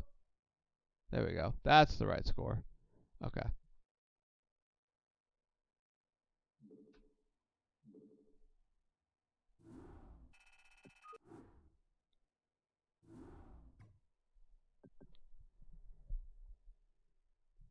All right. Go ahead and get a third series set up. So far, Kava Dogs are just wrecking this series, just wrecking this this week. All right. Next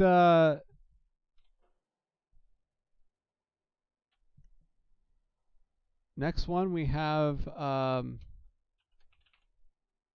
another TVP.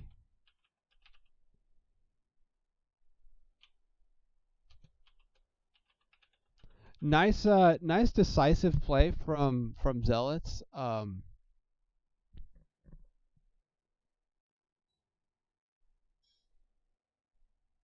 You know, even just when to attack and what to attack with the carriers in game 1. Very decisive play from Zealots in this series. We're going back to high noon for another TVP.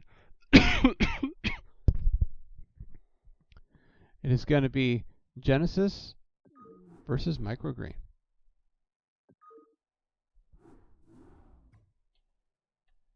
All right.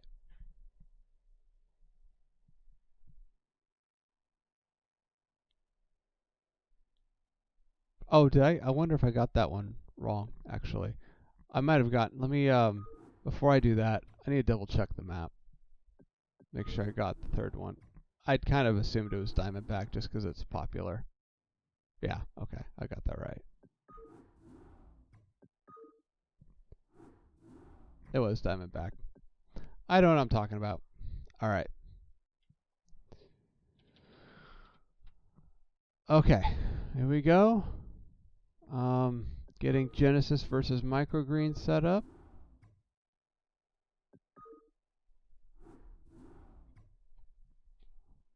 Back to high noon we go.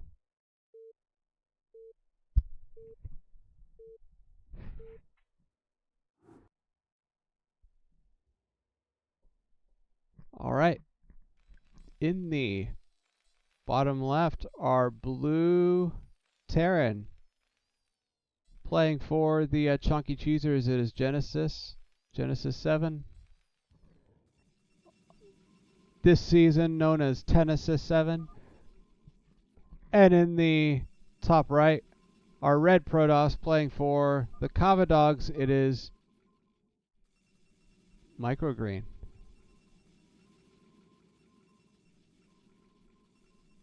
Microgreen,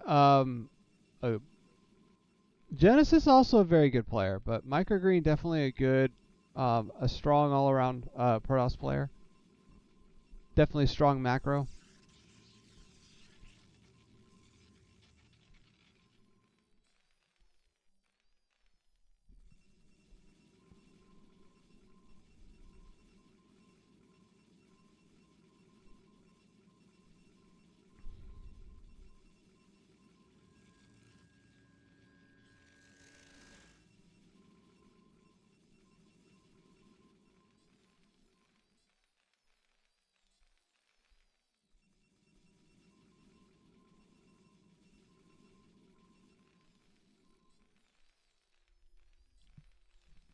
I like that Genesis is placing his SimCity very close to the chest. Wow, Microgreen just goes straight for the gas steal. Of course, it is a two-player map. Should be expected.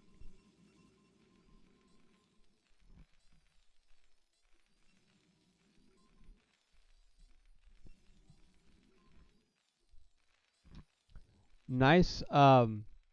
Is this going to go back in and be more of a nuisance? It is.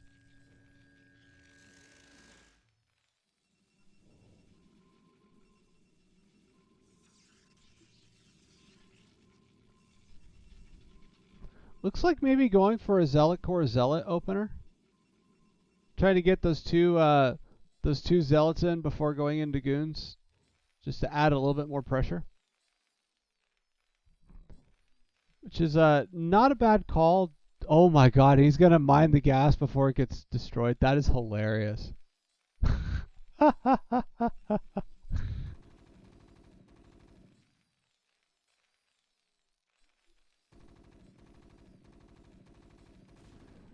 First Zealot is coming across the map. The probe does get killed. But oh no. Nope, just looks like we're not doing Zealot Core Zealot. Looks like we are just making two Zealots and building a Nexus. I love this play.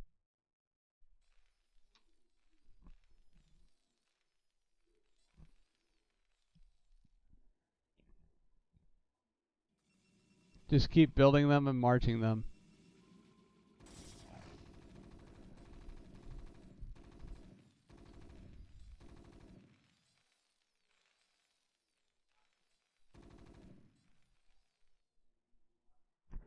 Nice job pulling the Zealot back, trying to regroup with the army. Once these three are going to be together, this is just going to be insanely strong. And yes, now we're grouping them together, keeping this two Zealot, one probe attack force.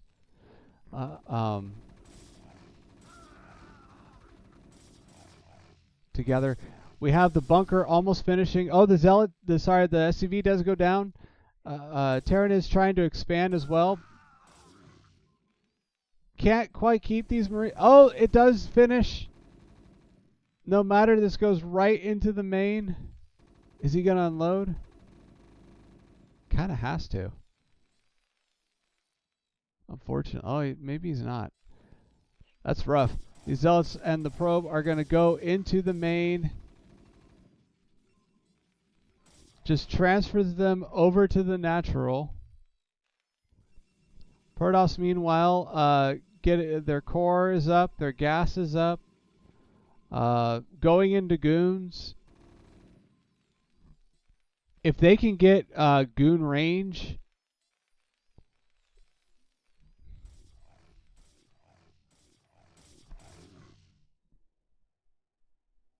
oh my gosh.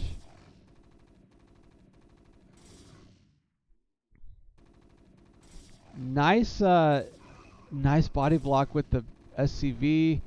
And I love the Marines positioning in here. He does pull the Marines out here, does clean up the Zealots. Microgreen, not going to be able to pressure anymore for now. So nice hold from Genesis 7. Still, though, doesn't have a factory in this entire game. I think, unfortunately, the fact that Genesis doesn't have a factory this long into the game, not even started, is just, I think it's going to be kind of brutal coming up here. Meanwhile, Protoss is on 2 gates. We have some goons out, and we're building some more Zealots, and we're going into saving our gas, going for a Robo. And both players on about the same economy. Finally starting to get that factory going.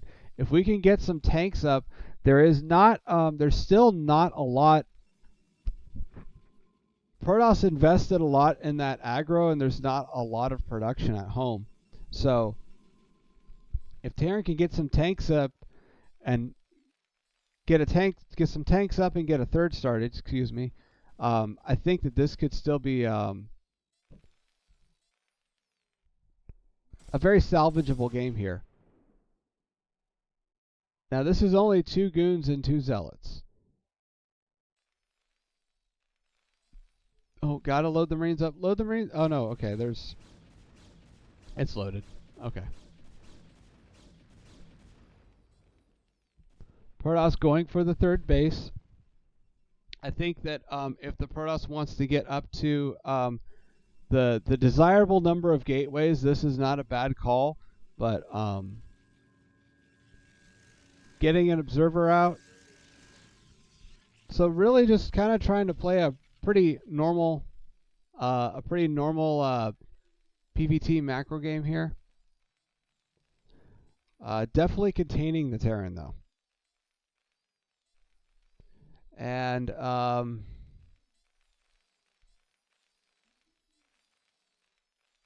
yeah, I don't know. I'm not sure. I'm not sure what the play is here for Terran. I do a nice job going straight into Siege Tank. That is going to be crucial for keeping this bunker alive. And going for a 3rd factory.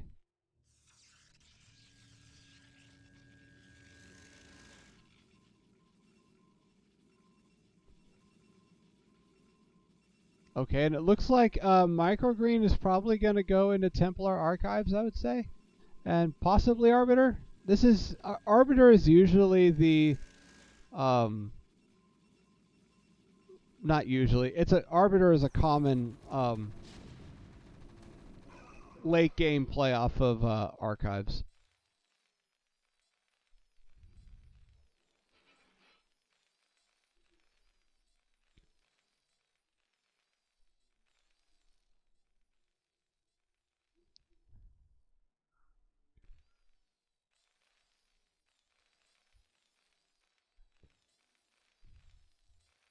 So it looks like we are going into 5-fact. And we are building tanks. This is enough that I don't think that the Protoss is going to be able to threaten this natural anymore. If we can just keep building tanks and not lose them and take a 3rd, I think Terran is going to be in a good spot in the long term in this game. Protoss, again, both players are even on economy and Protoss is only now getting more supply, substantially more supply than the Terran, because their gateway explosion is occurring. But up until this point, you know, Terran Terran's been in a spot where like they can still be a threat to the Protoss army.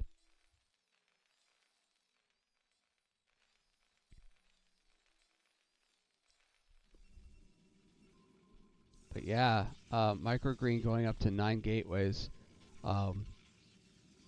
This is a good response to 5-fact. So once this macro engine really kicks in here, like once all these start producing just a bunch of speed zealots on top of all these goons, this is just going to be this macro engine is just going to be unstoppable. Nice job scouting the map, just kind of using his zealot to just kind of look around and see if there's any cheeky bases that are being taken. There's not.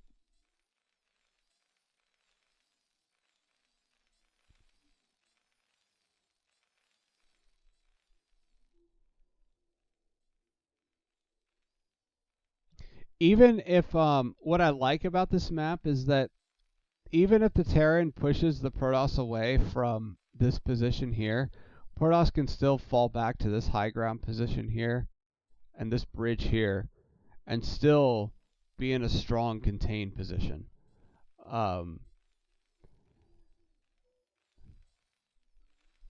Now nice, so 11 minutes and we're now trying to go for a third. I think I like the play here from Genesis, but I think that well, I don't know. This is still pretty even. I would say this is still looking really good for the Terran. Especially now that we're mixing Goliaths in with all this mech. The only real downside is that if this army, like if Protoss makes a move in here and Terran is trying to move out here, this all right here is all this army is not in a good spot. It's going to get like choked up and it's going to be very inefficient in counterattacking. So, but you know, what are you going to do? What are you going to do? Got to defend.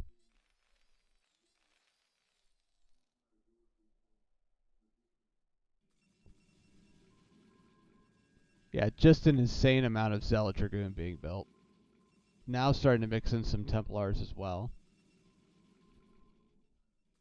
And microgreen now going up to 5 bases.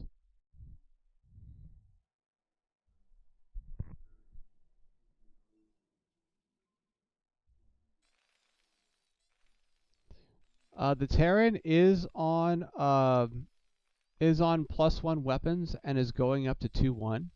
So, and the Protoss is on +1 weapons and also going up to 2-1. But the Terran upgrades are, I think, slightly faster.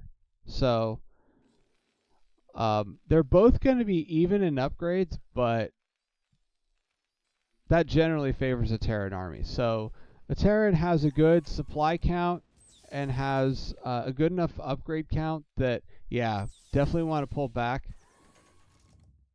But again, even if you're forced to pull back, holding on this ridge here and holding on the bridge here is still a very strong play.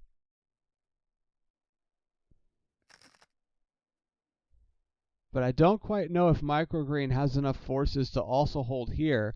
And if Genesis can get some vultures out and move them out along here. Oh, we do have an attack.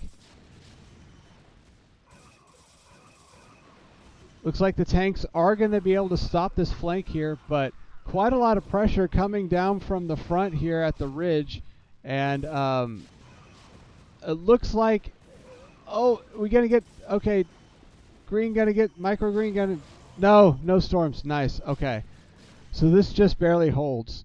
As you can see, like this is how many tanks? This is like 7 tanks. You do not need a lot of tanks in order to just stop Protoss. So that was a really, really, really big attack effort from Microgreen, but it didn't pay off.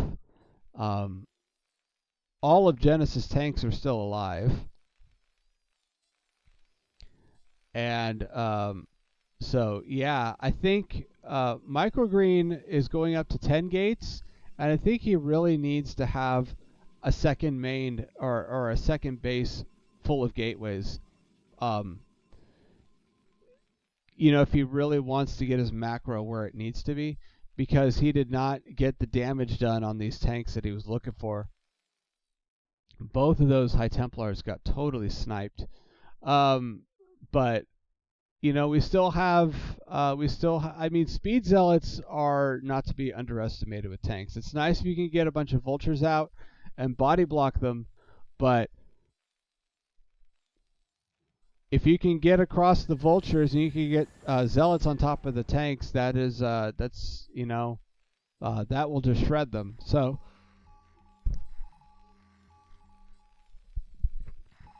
Microgreen not out of the game yet.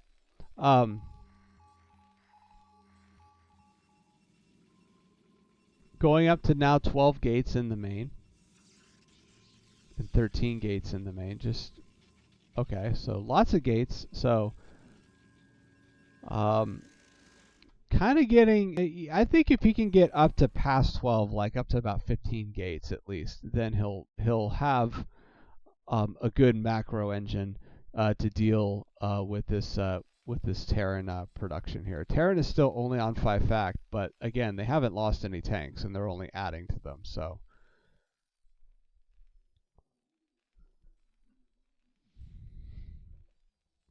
Microgreen once again setting up on the ridge, staging for another attack.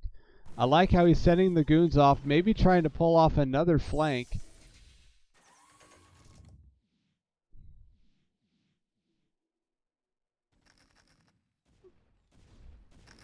If he can really get these vultures out of position and get these zealots to just dive in on this tank line.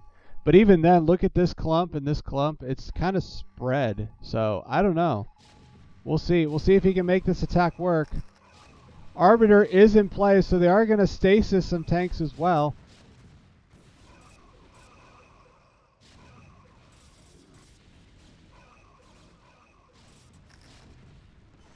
Yeah, the Zealots do get on top of them. Nice job storming them.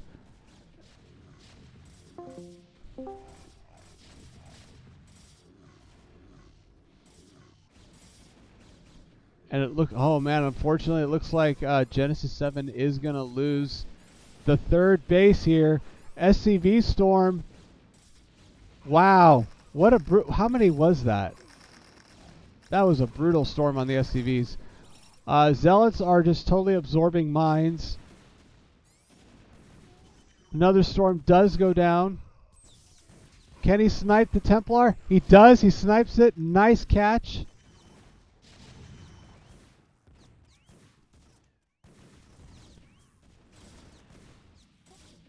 And so Microgreen does take out the third, but there is another CC that is just finishing for Genesis, and once again this attack was deflected, but Genesis is now not high in tanks, and I think Microgreen has the macro he needs, has the production he needs. So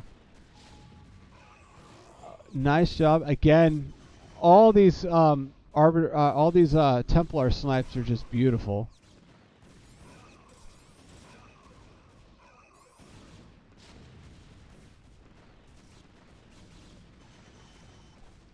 Can the Protoss muscle their way through this? I don't know. It looks like they might just be able to, but if this stasis goes down, this is 4 tanks. Nope. Storm. Oh, nice job. Nice EMP. Microgreen just really on the attack, on the offensive, just sending control group, just sending macro cycle after macro cycle in. Really trying to end the game decisively. And it looks like Genesis still is on 5 factories. It looks like Genesis may not quite have the macro he needs to actually stop this anymore. It looks like Microgreen may have just done it, muscled his way through this. There it is.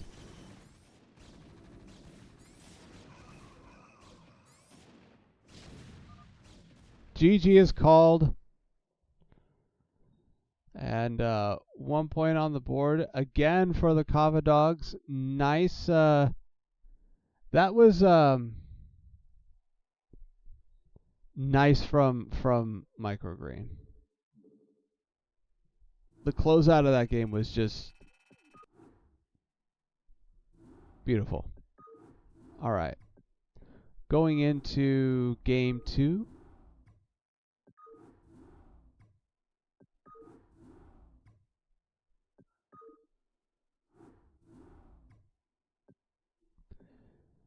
Looks like we're going to be on August Grad for game 2.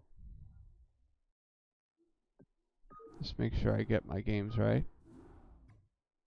Yeah. All right. August Grad, of course, classic NSL map and NSL staple. I think it's been just about every season. And as far as I know, when you say NSL, August Grad is one of the maps you think of. So, I forget the name of the other map again. But anyway, so 4-player map. We've gone through this map also in the past before several times. Lots of topography, weird real estate in the mains, but otherwise a pretty normal 4-player map. All right. In the bottom left are Red Protoss. Playing for the Kava Dogs, it is Microgreen. And in the top right are Blue Terran. Playing for the Chonky Cheesers, it is NSL7. And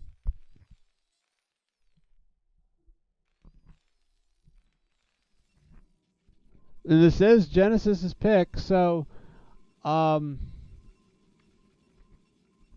wondering what he likes about this map.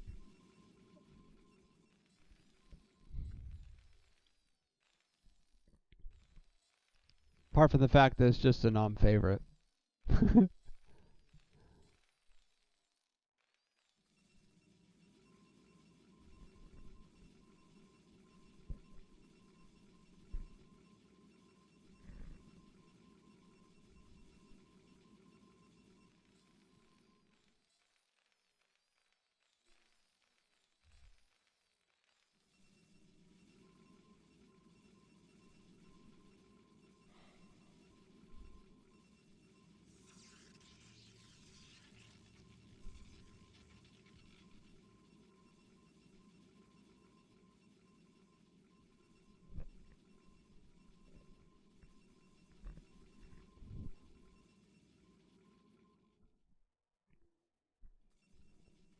So looks like Microgreen going for a Gateway Scout. I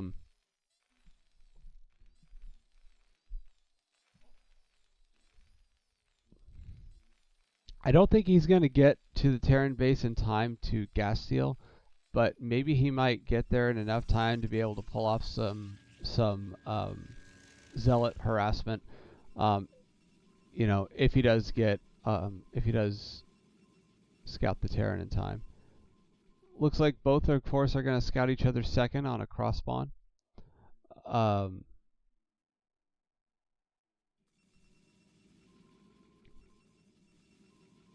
2 gate. Okay, so it looks like this is maybe a 10-12 gate.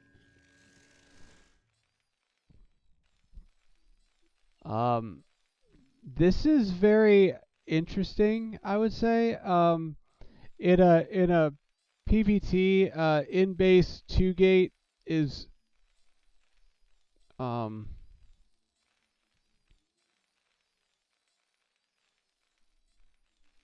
generally not a strong play. And of course, Genesis starting his factory right away. Oh, now I see why he likes this map. It's a nice small defensible area up here. So if there is 2-gate Zealot, he can hold it, and he can get his Vulture out in time to defend. Right? Nice Sim City here. Just keep building Marines. He could even place a bunker if he needs to. So I think that just the geography of this map is going to work in favor of Genesis. These Zealots are going to get here after the Vulture starts. Oh, he's going to go right into tank. That's unfortunate. Well, I mean, it's not terrible. I don't think he'll lose it, but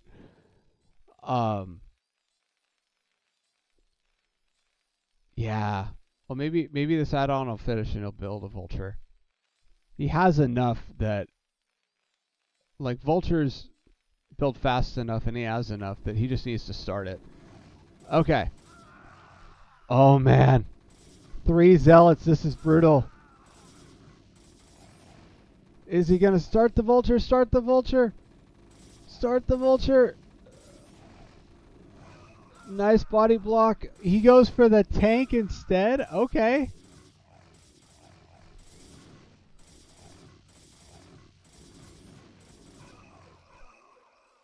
Zealots are going to be cleaned up. And, yeah. Microgreen also expanding off of the back of that. But, okay. I mean, a tank, you know what? A tank isn't bad. If you're worried about, like, goons, tanks are definitely better. And goons are definitely the follow-up here.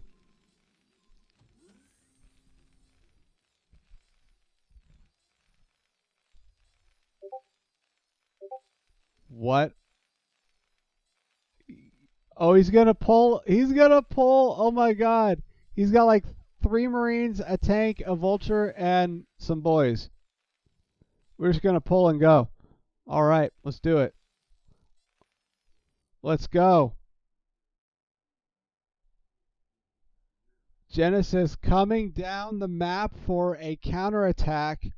Microgreen only has 4 goons. There's a lot of SCVs here to body block. And there's a tank out. This is going to be something. I really hope he can pull this off because this is going to be great.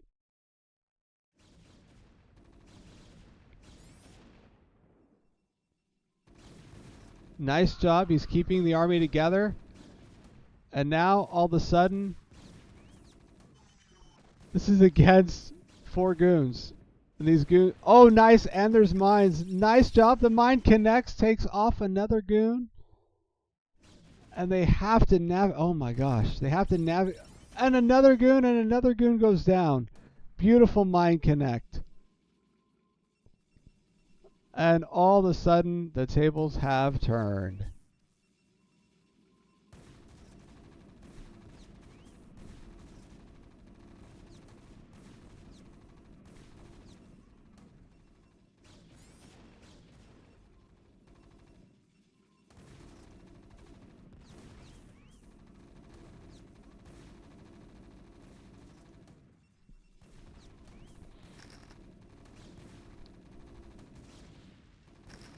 Genesis laying mines down, trying to zone these goons out of a counterattack. Beautiful. The Nexus is going to go down. There are a couple more units trickling in. Not much. But, oh my gosh. Okay, he gets the bunker. The mines do connect. And there's another SCV out.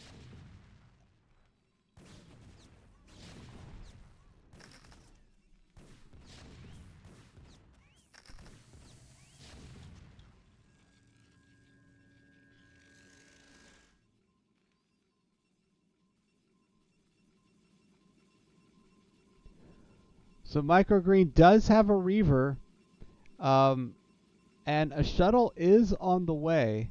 So he's going to be able to defend, but I don't know, man. This is a pretty tough contain, and Genesis is only going to be rallying more and more mech down. He does get a second factory up. He does need to get his supply. He's finishing his supply depot now. I was going to say he's supply blocked, so he does need to keep the pressure going here.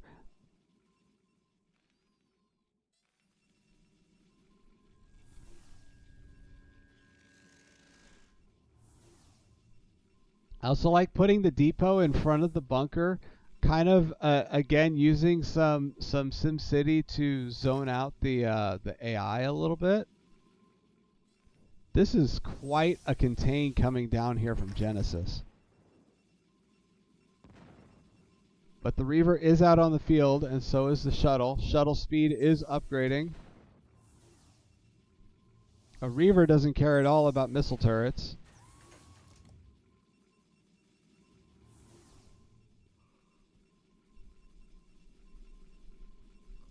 Micrograde going to come in here. Oh, maybe try and drop a Zealot on top of this. But the shuttle... Oh! Mine connects. The Reaver goes, and the shuttle gets picked off. Wow. What a nice contain from Genesis 7 here.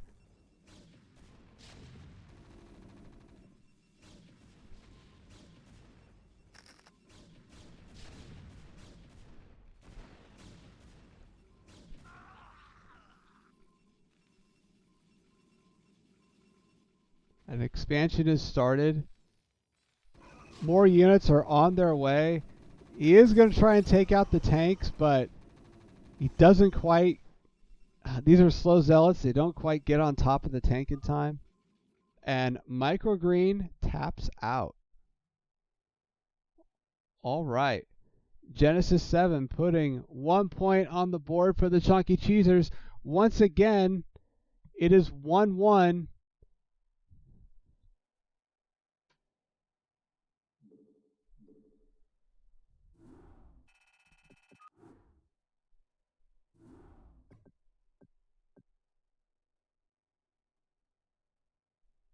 All right.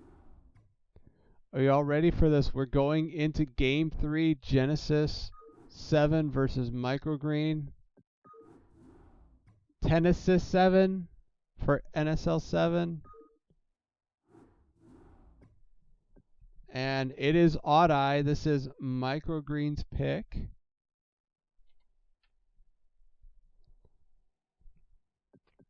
Let's go. Of course, Odd Eye is the map with nothing in the middle. And if you do try to move command or a move to this cross spawn with just the way this middle is set up and everything is set up on this map, your units will split off automatically. So, but otherwise, kind of an Eclipse-esque map.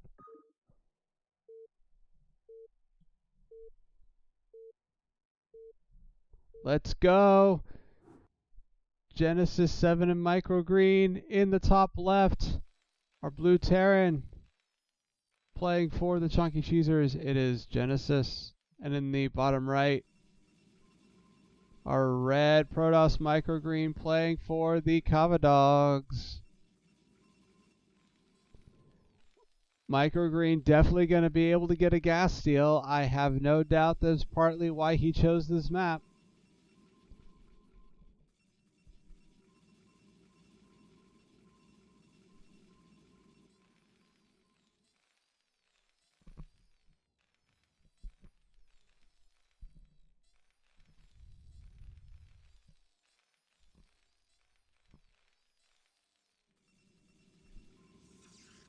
Yep, so there goes the Pylon Scout.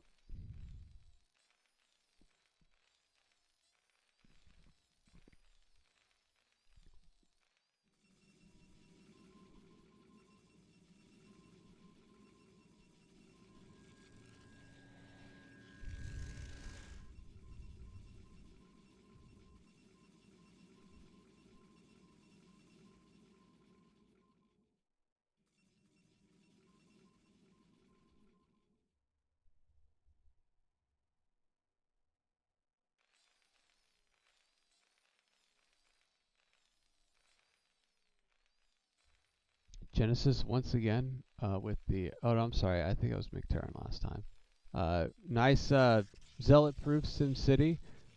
Gonna take the gas steal, of course.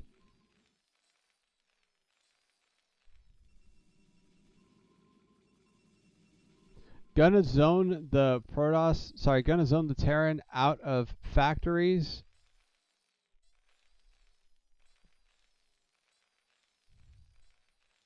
And this probe just being annoying.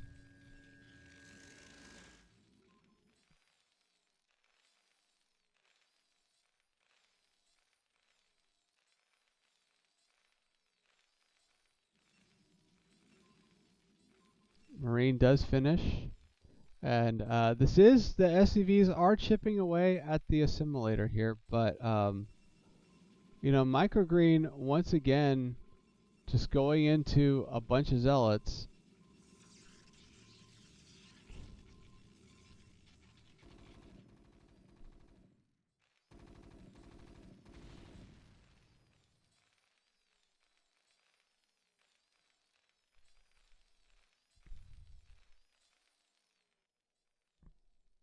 This gas is a little bit late, but it's not quite as late as I think it. I don't quite remember game one being. I remember game one being later than this for some reason. So, I don't feel like this is. Still though, it's a long way to 100 gas.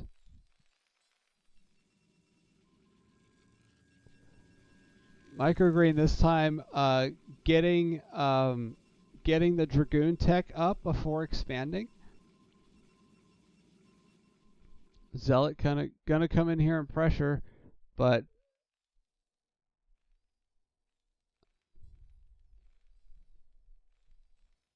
there's enough Marines, and they are. Oh my goodness, they're doing a good job of. Nice micro, nice pullback. Oh, get in the bunker. Oh my gosh, get in the bunker. Go around, get in the bunker. Just going straight for the bunker. Two of them do get in. That was, oh my goodness, I could feel that. That was tense.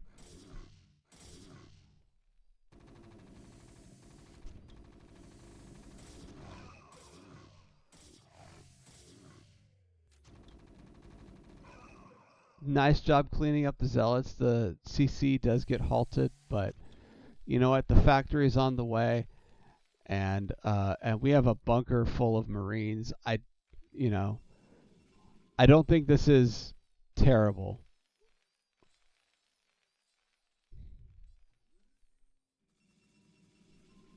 Protoss still doesn't have goons out yet, or goon range. Protoss is just starting goon range at like almost 5 minutes.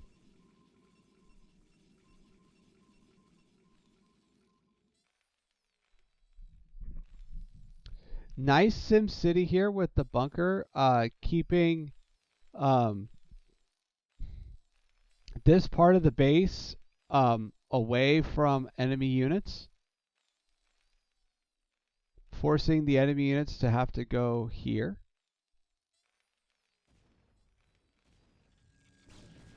SCV scout is coming across. He does see the expansion. Does see the 3 gateways. That's pretty big.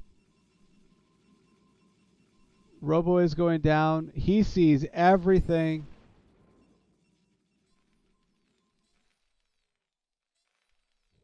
Definitely needs to drop down. Well, it's tough. That's tough. He definitely needs at least one more factory. Against 3 gateways, he definitely needs to have at least one more factory.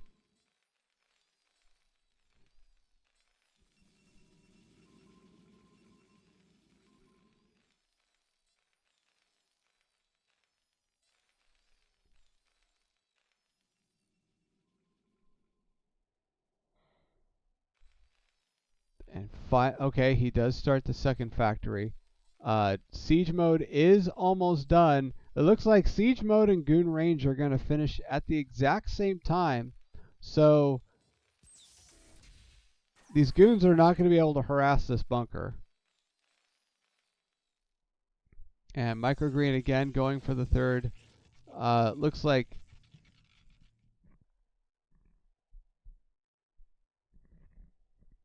NSL7 maybe trying to scout the map, looking for the Protoss' third base. The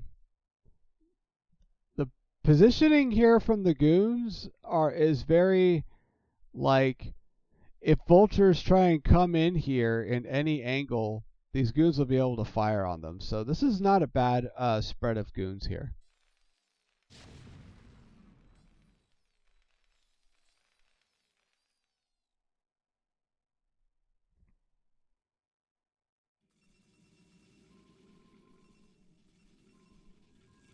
Microgreen getting the observer out before the shuttle. Definitely trying to go into support bay tech. So getting a obs out to scout, and then definitely going to try and get some reavers on the map. Again, nice Sim City here. You know, this right here, this kind of a narrow pathing is not friendly for goons who are trying to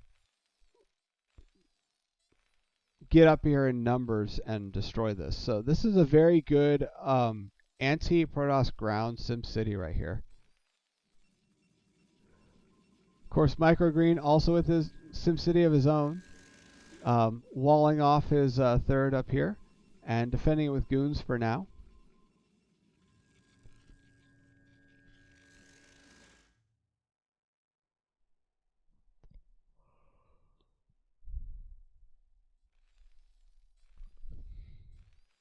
Looks like Genesis going up for a third factory.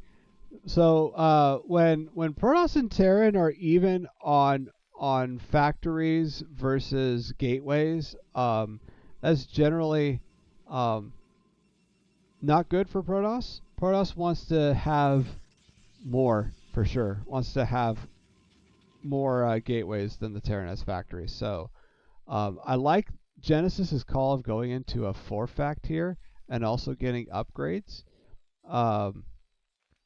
I think in this current position,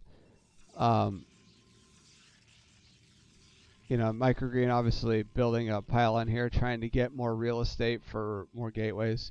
More gateways are going down, so we're going to go up to five gateways to 5 factories. This is still going to be pretty in Genesis's favor, I would say.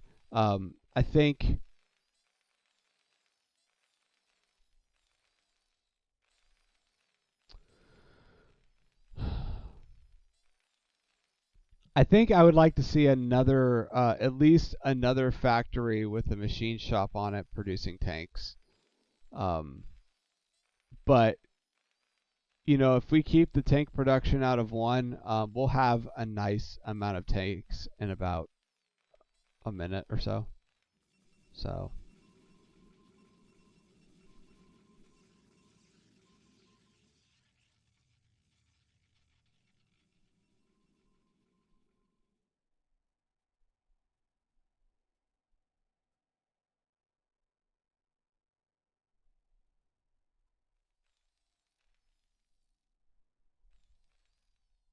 Okay, so he's going to move up here, maybe try and secure this spot so he can land his CC. It looks like his third CC is just about to finish in a few seconds here, momentarily. Both players are pretty even on worker count. Microgreen is slightly ahead, but the numbers are relatively even. I would say Protoss definitely wants to, for their end game, if they're playing the long game, they definitely want to have somewhere around the 60 to 65 count, at least. Maybe even as high as 70 if they're new.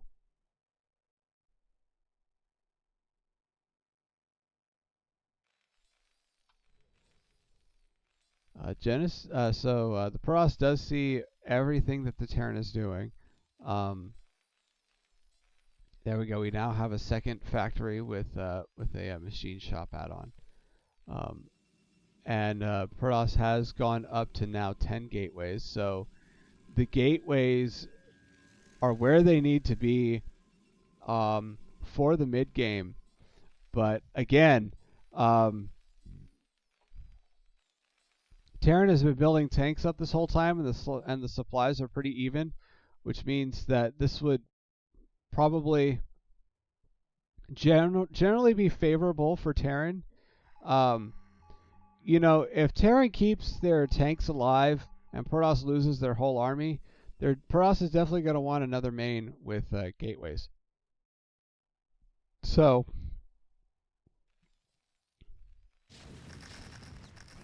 of course, these Zealots are just going to march in and run into a minefield and get blown up by tanks. These are speed Zealots. They are going to get on top. He's going to have to unsiege. And a Reaver, 2 Reavers do get dropped on top of them. Wow.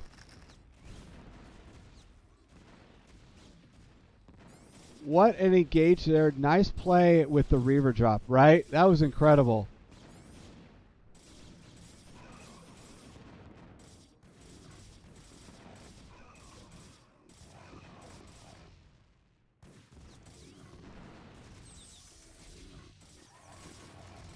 Yeah, these tanks are not, they're not going to be able to save this. In fact, they're just going to get wrecked by Zealots, unfortunately. So, Microgreen does take out the Terran third.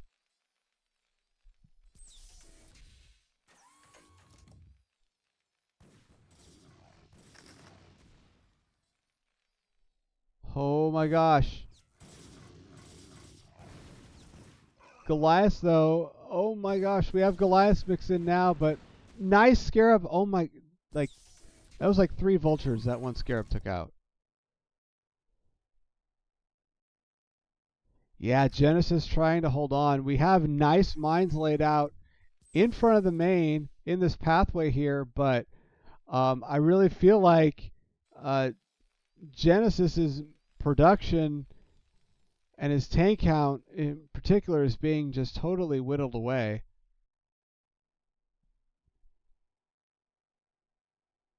Can these tanks get in here and clean up? That is 2 Reavers right there waiting. So I really don't know.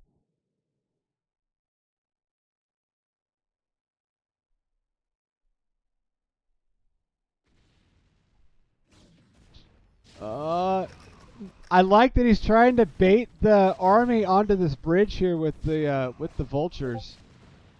If he can actually be successful in baiting these goons onto the bridge. Oh, here comes a counterattack from behind the Terran lines here.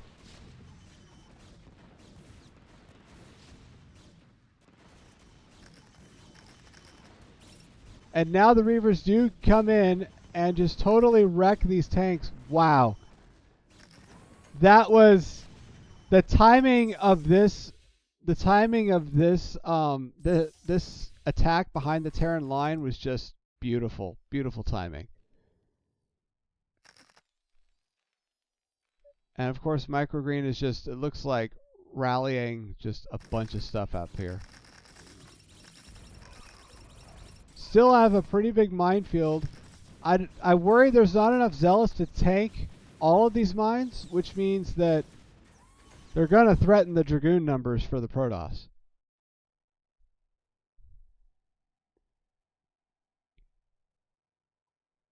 Oh my gosh. Okay. Protoss is moving. Looks like maybe just positioning his army around different areas of the map. Is he going to try and take a base here?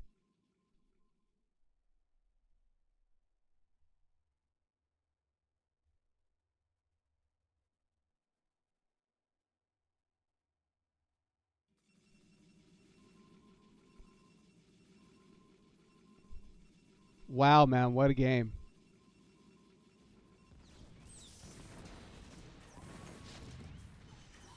Oh, nice job saving the Reavers. It looks like, man, Terran really wants this. Nice.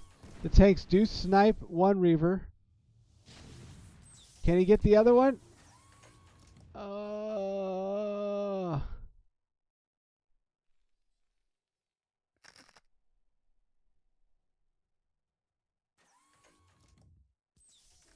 it's still only 4 bases. So if Genesis can get this base up and mining, he's still in a not bad spot. Finally, the Reaver does get cleaned up, but there is another attack here coming from the Protoss at kind of the main thoroughfare of the Terran base, of the Terran territory here. But all the Zealots get picked off, and Microgreen trying to keep these goons alive. Again, another nice hold from Genesis. Despite the fact that the Protoss is doubling his supply right now. Just his tank spread and his mine spread is just beautiful in this area here. Finally trying to get this third base up.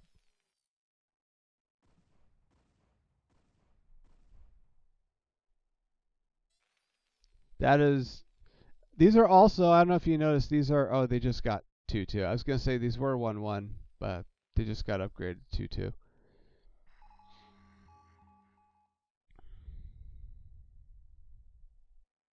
But now Protoss is starting to just take the whole map. They kind of get the sense that Terran can't really move out and contest it.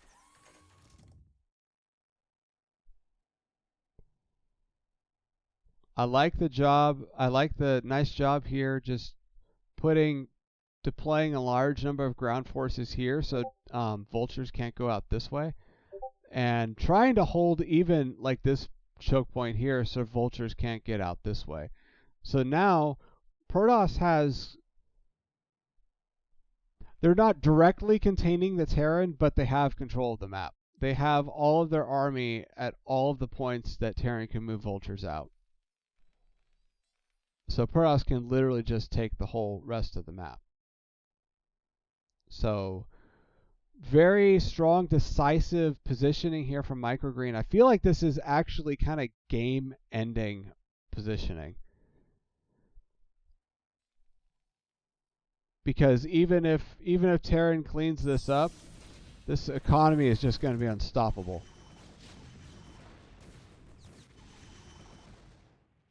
Trying to take this high ground here back. This is a healthy tank count. A very healthy tank count. But we have another flank here from the Protoss, from Microgreen. He's going to get a storm off on the tanks. Nice. Beautiful. Another beautiful storm. And finally, both of these forces, they're not going to move in. But although they might move in if these tanks go down.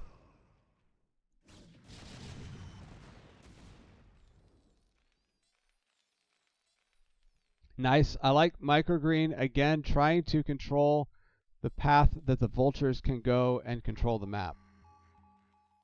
Microgreen really trying to take the map.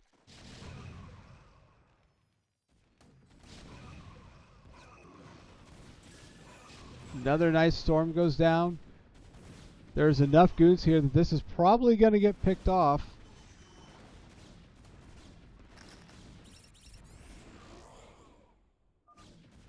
GG is called from... Wow. What a play. All right. And Kava Dogs just totally won all of their Tier 3 series. Beautiful. All right. GG.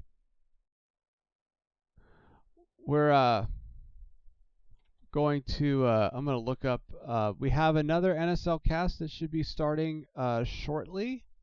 I believe Vint is going to be casting tonight, so I'm going to look up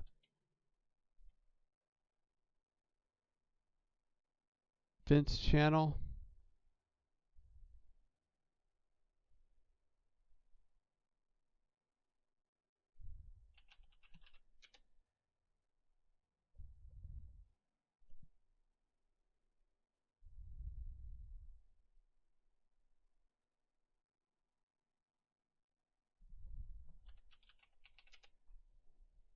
There we go. Okay. All right, we're going to. Wow, what a play from Microgreen.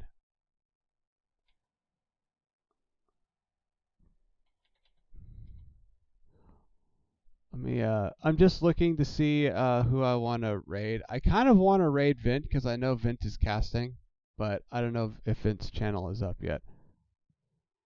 Vint, is your channel live?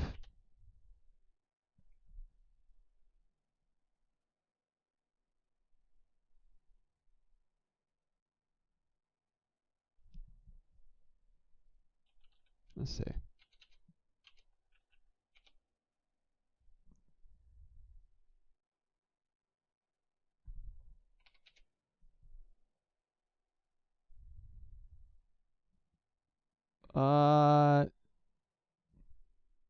No, not quite. Okay. Well, I'll tell you what. Love Snow is live, so we'll go ahead and raid Love Snow. And I don't know. Love Snow's raided me, so maybe he'll raid Vint. I really want to raid Vint though.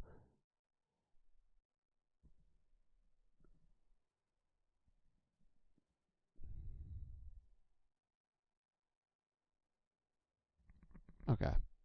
Yeah.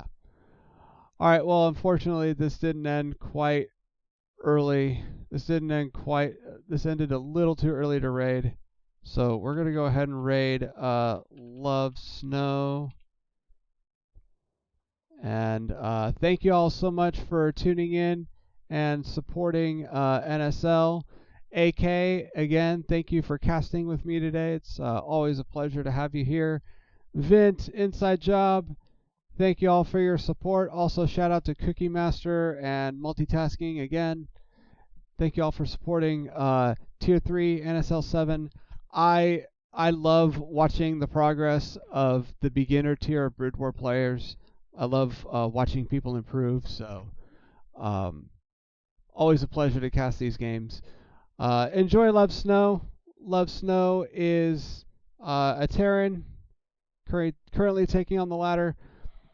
Vint is going to be casting more NSL7 shortly. His channel is Vint55 on Twitch. Go ahead and show Vince some love when he goes live. Thank you all for tuning in. We will see y'all next week. This is my only cast this week, so we will see y'all again next week for some more NSL7 Week 9 games. All right. Have a great night, guys. Thank you so much.